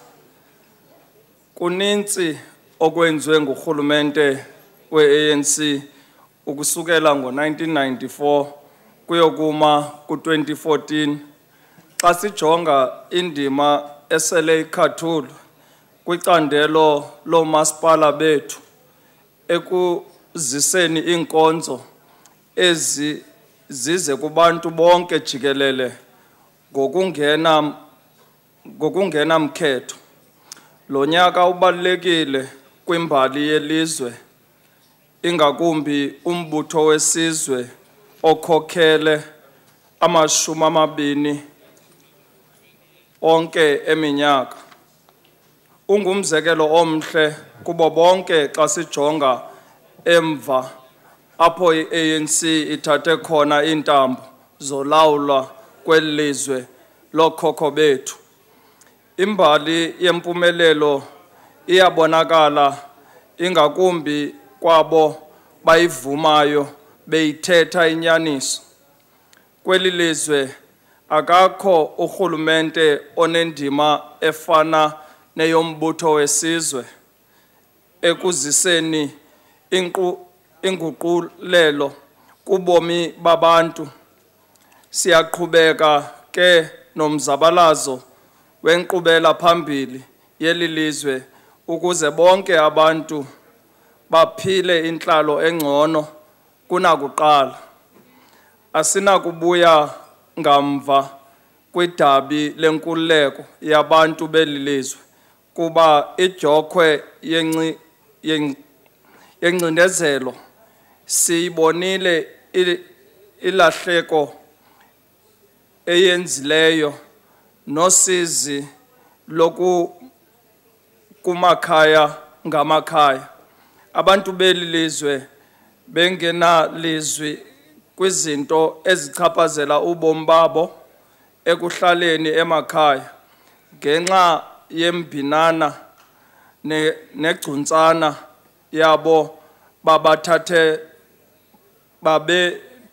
bathele kubo bodwa ulawulo leli lizwe.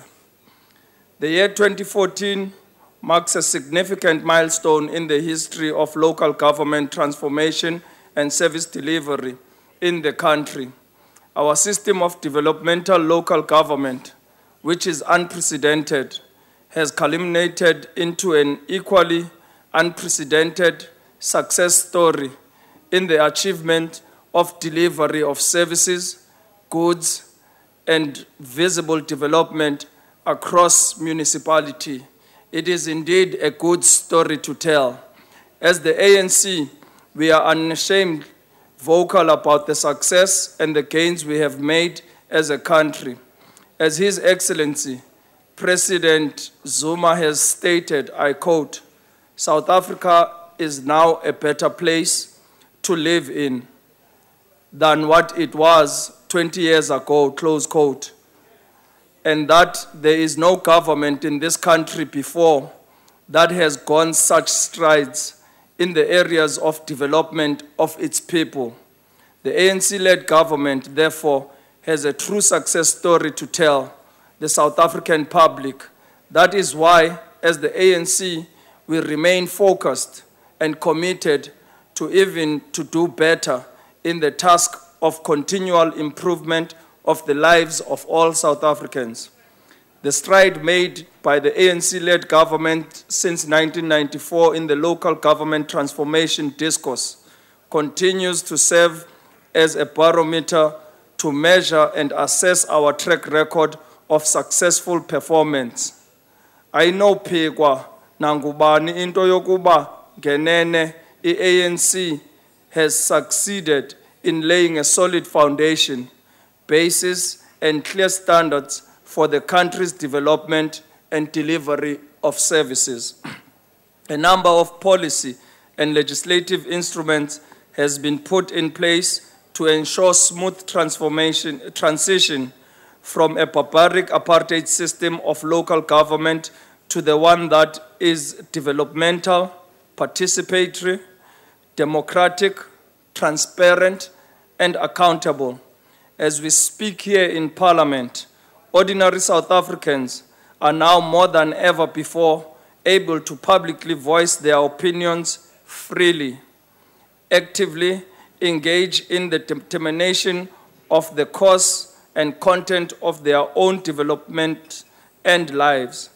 Part of these local government transformation policy and legislative instruments include the Local Government Municipal Property Rates Act, currently being reviewed through the Municipal Property Rates Amendment Bill to ensure smooth implementation.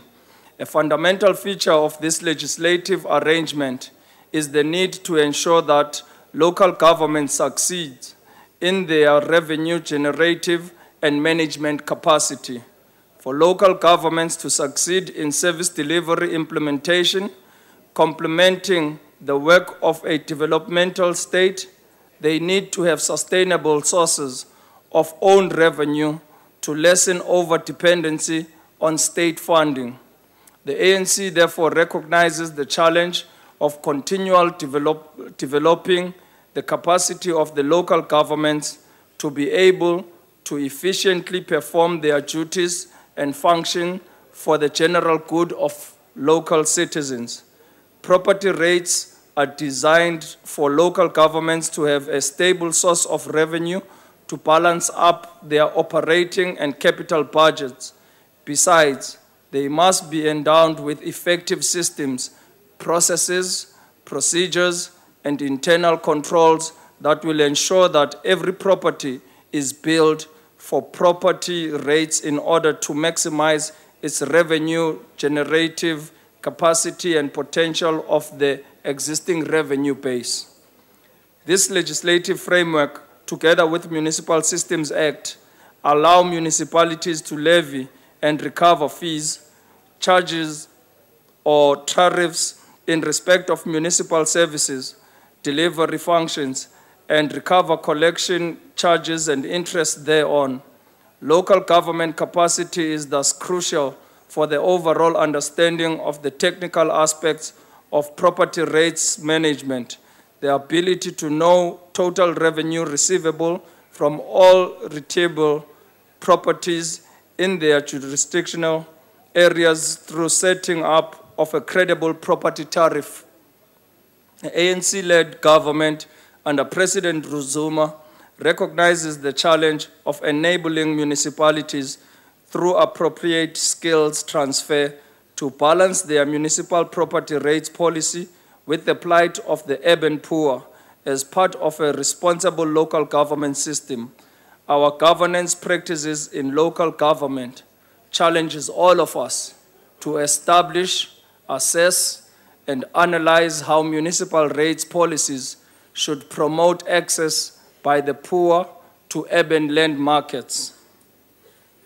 Finally, Chairperson and honorable members, it is common knowledge that South Africa has a chronic shortage of technical skilled personnel in this key functional area. We further know the legacy of apartheid education system in the country and the damage it has done across all sectors of society. Local government is equally affected. The ANC government therefore reports in this House that through its collaborative effort and sound intergovernmental relations, it has managed to convince the institution of property valuers to grant concessions by allowing associate valuers to be fully registered, a measure that will enable them full participation as professional members capable of presiding over property rates valuation practices. This positive development is fully appreciated by the ANC, and I hope all of us in this House do acknowledge the efforts the ANC government is making towards continuously making South Africa a better country than what it was 20 years ago. This is why, therefore, we indeed tell a good story. Thank you, Chairperson. Thank you, Honourable Member. I now call upon the Honourable the Deputy Minister of Cooperative Governance and Traditional Affairs.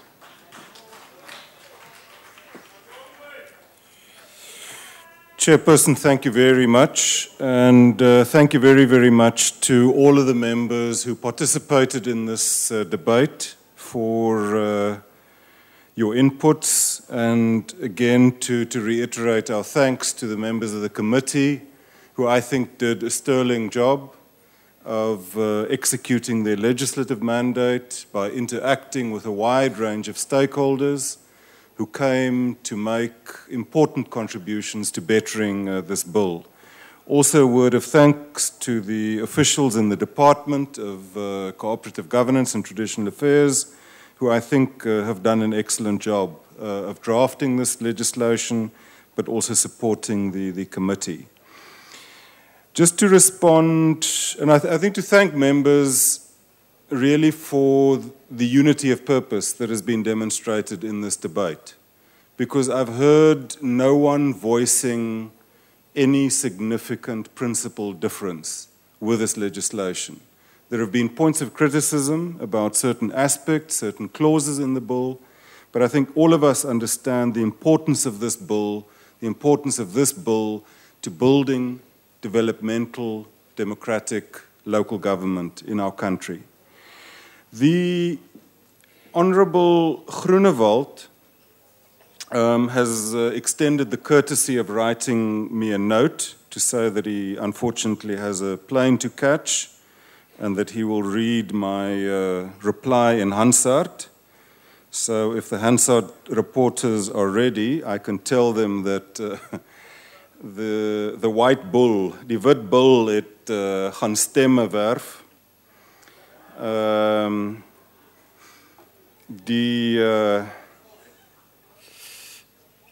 ek stel voor dat hy daai beeste bymekaar kry en die valuasie vastrap doen. The reality is that this legislation has been there, the fundamental principles of this legislation have been there for quite some time. It's not all of a sudden milking exercise, as Mr. Groenewald, the Honourable Groenewald suggests. The amendments that have been made to this legislation have exactly been to strengthen it, to fine-tune it, to make it more efficient, more transparent, more easy for our municipalities to implement, and I think it succeeds in doing that.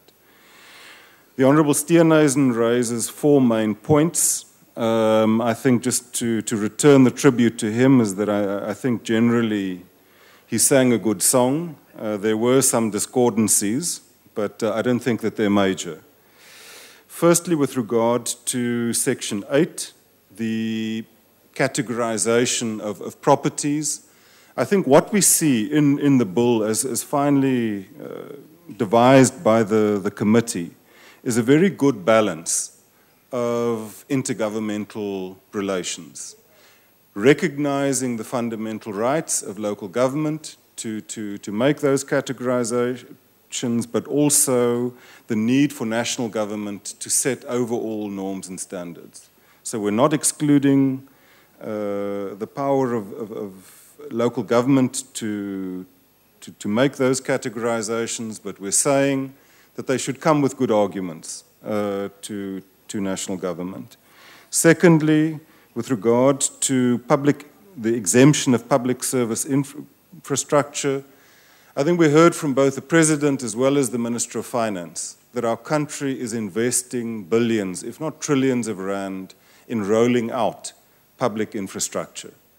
I think for us to work at policy cross-purposes, on the one hand, taking public monies, investing them in that infrastructure, and on the other hand, taxing that very same infrastructure, I think really doesn't make sense. What the legislation seeks to do is to strike a balance between our national developmental objectives and the needs of local government. I think it's also significant that out of the 257 municipalities that have the power to levy property rates, 71 municipalities that responded to a targeted survey done by National Treasury, I think demonstrated that the financial implications of excluding public service infrastructure from the rating would be approximately 73 million rand, which is less than 1% of, yeah. Okay. But in any case, we've given local government quite a number of years to phase that in, and we trust that the impact will not be crippling. Secondly, Section 32 with regard to the life of the valuation role. Indeed, for metros, it is 4 years. It's for locals that has been extended to 5 years. And I think that the reality is that property markets will vary considerably in different localities, and this is a reflection of a principle that is contained in the National Development Plan as well, that we need a differentiated approach to different municipalities. And I think it caters for that. Lastly, with regard to Section 57 and the inclusion of associate valuers on the appeal boards, I think, first of all, one must bear in mind that those associate valuers will be sitting not alone, but as a body, as part of a collective to hear those appeals. And secondly, there is a very real and dire need to transform that profession, to make it more representative of both race and gender, and to expand it. And I think this provision goes a long way to promoting that. Honourable Deputy Minister, your time has expired. Honourable House Chair, I thank you very much, and it's a pity that the rules don't allow me to make use of the Honourable Steenhuisen's time. I thank you very much. Thank you, Honourable Deputy Minister. Honourable members, that concludes the debate. Are there any objections to the bill being read a second time? There are objections. I'll thus put the question. Those in favour will say aye. Aye. And those against, no. I think the ayes have it. House Chairperson, the Democratic Alliance calls for a division. Order. A division having been called for, the bells will be rung for 5 minutes.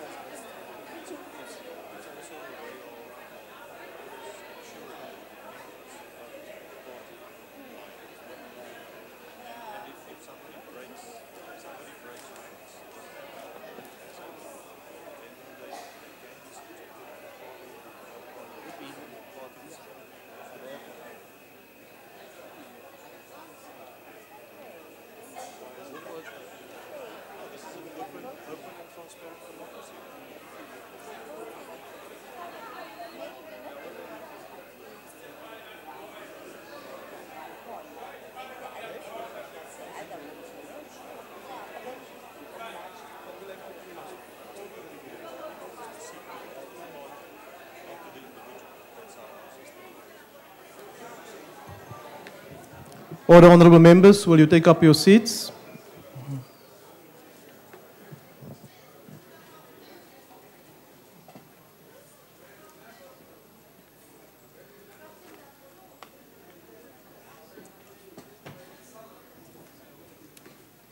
Thank you, honourable members. I would like to remind members that they may only vote from their allocated seats. When requested to do so, members must simply indicate their vote by pressing the appropriate button below the yes, no, or abstain signs. If a member inadvertently presses the wrong button, the member may thereafter press the correct button. The last button pressed will be recorded as the member's vote when the voting session is closed. The question before the House is that the Local Government Municipal Property Rates Bill be read a second time. Are all members in their allocated seats? Yes. Voting will now commence. Those in favor of the bill being read a second time should press the yes button. Yes. Those against should press the no button. Yes. And those wishing to abstain should press the abstain button. Yes. Have all members voted? Yes. Thank you. The voting session is now closed.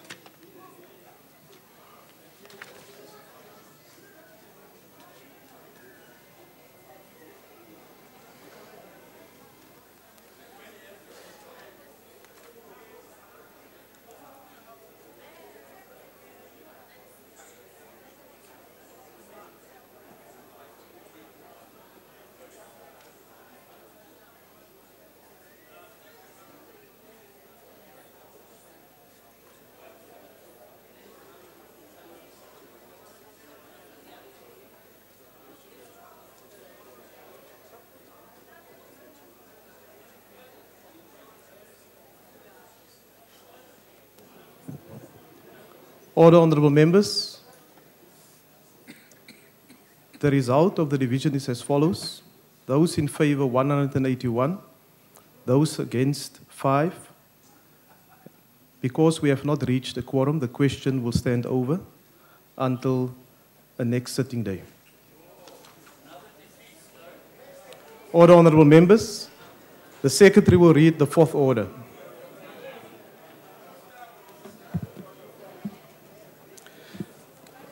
Consideration of Special Economic Zones Bill, amended by the National Council of Provinces and returned for concurrence. Chair, can I raise a point of order?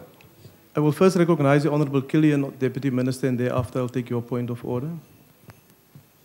Honourable Frolic, Chairperson, I am not 100% sure what our decision was on the report. I have had interaction with the Chief Whip, that is on the previous debate, and there was a common understanding that the committee would include the details in the report and bring it back to the National Assembly. Is that the common understanding? Which report are you referring to, Honourable Member? I'm referring to the report which was tabled as Order 2. Well, we were busy with Order 3, Honourable Member. We are done with Order 2.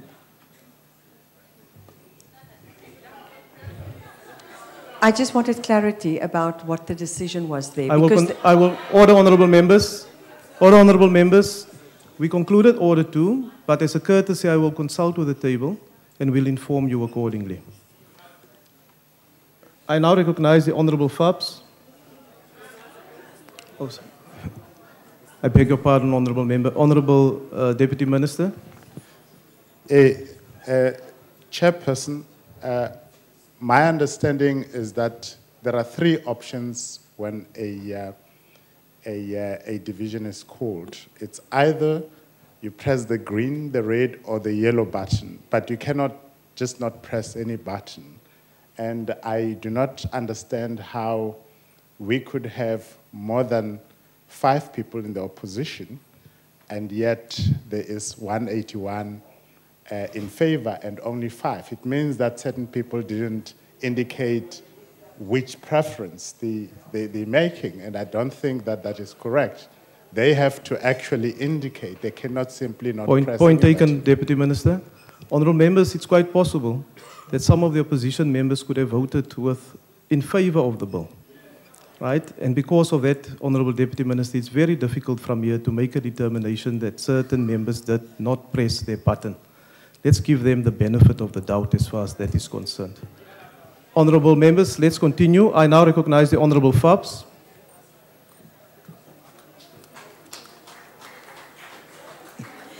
Good afternoon, Honourable Chairperson and members of the House.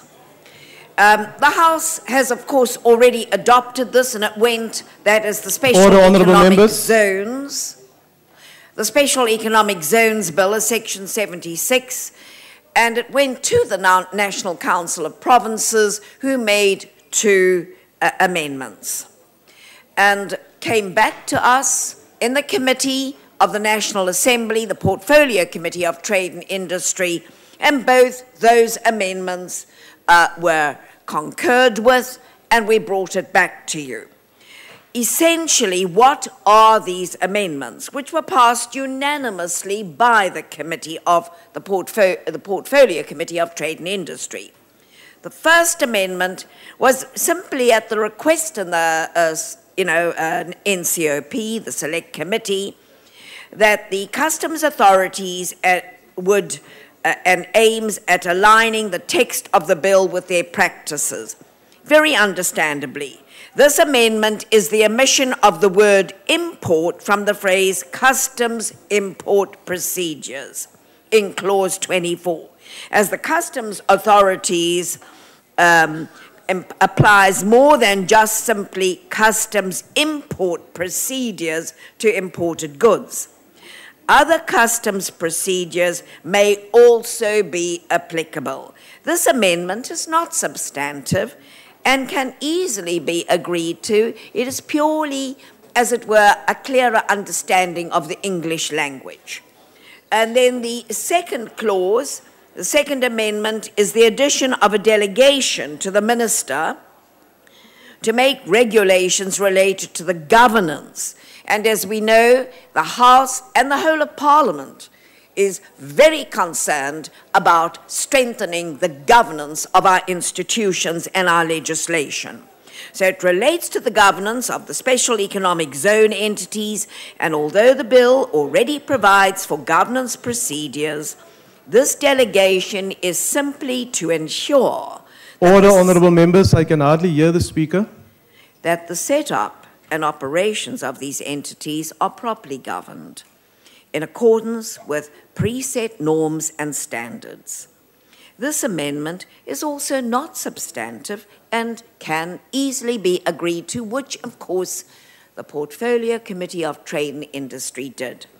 And all the parties present, the ANC, COPE, FF, were present and in unanimous agreement, and the amendments are accordingly put before the House for adoption.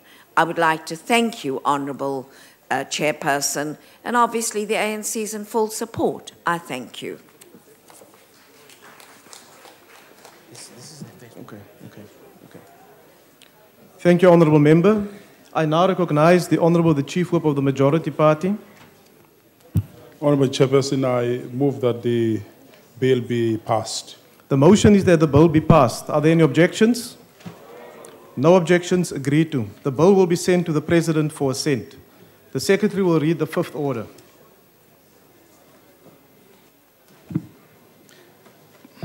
Consideration of report of Portfolio Committee on Trade and Industry on oversight on regional integration efforts, intra-African and global trade from 2009 to 2013. I now recognize the Honourable Phelps.